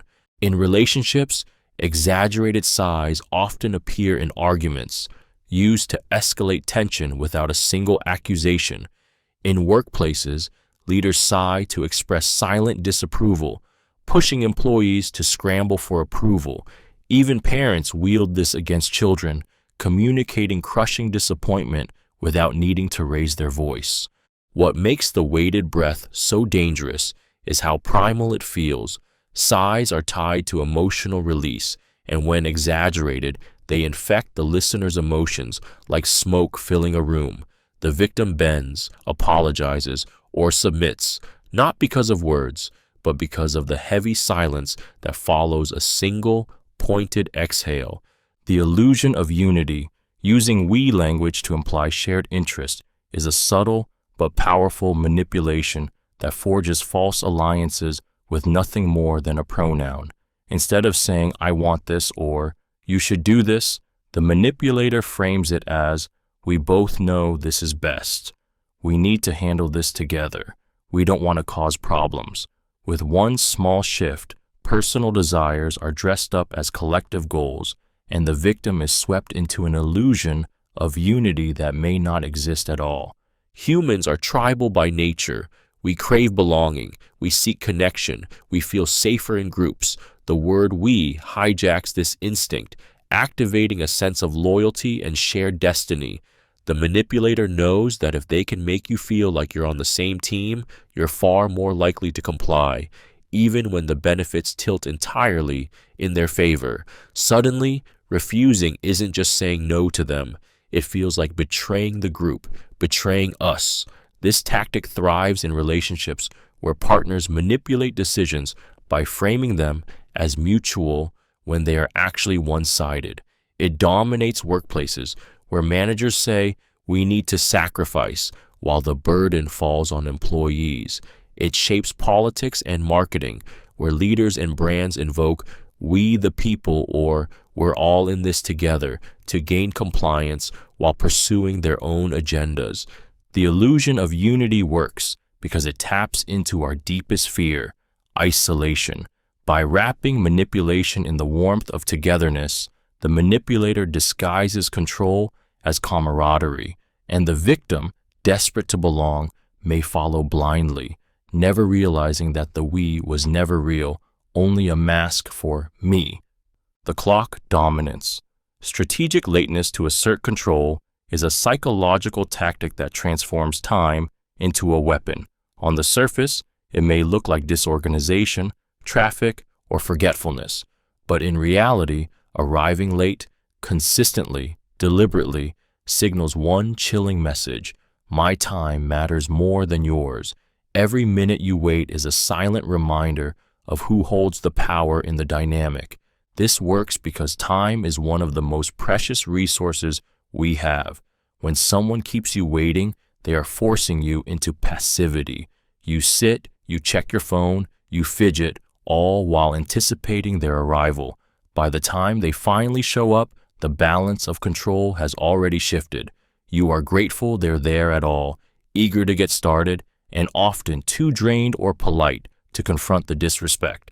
Manipulators thrive on this in both personal and professional settings. A boss who strolls into meetings late forces everyone to adapt to their schedule, reinforcing dominance without saying a word. A partner who is perpetually late to dates quietly erodes the other's sense of value. Even in negotiations, arriving late can throw the other party off balance, making them more pliable and anxious to move forward. The brilliance of strategic lateness is its deniability. The manipulator can always shrug and say, "Sorry, traffic was awful," or "You know how busy I am." The excuses seem harmless, but the psychological damage accumulates. Each instance plants the same seed: your time doesn't matter, and with enough repetition, you start to believe it, surrendering control one waiting minute at a time.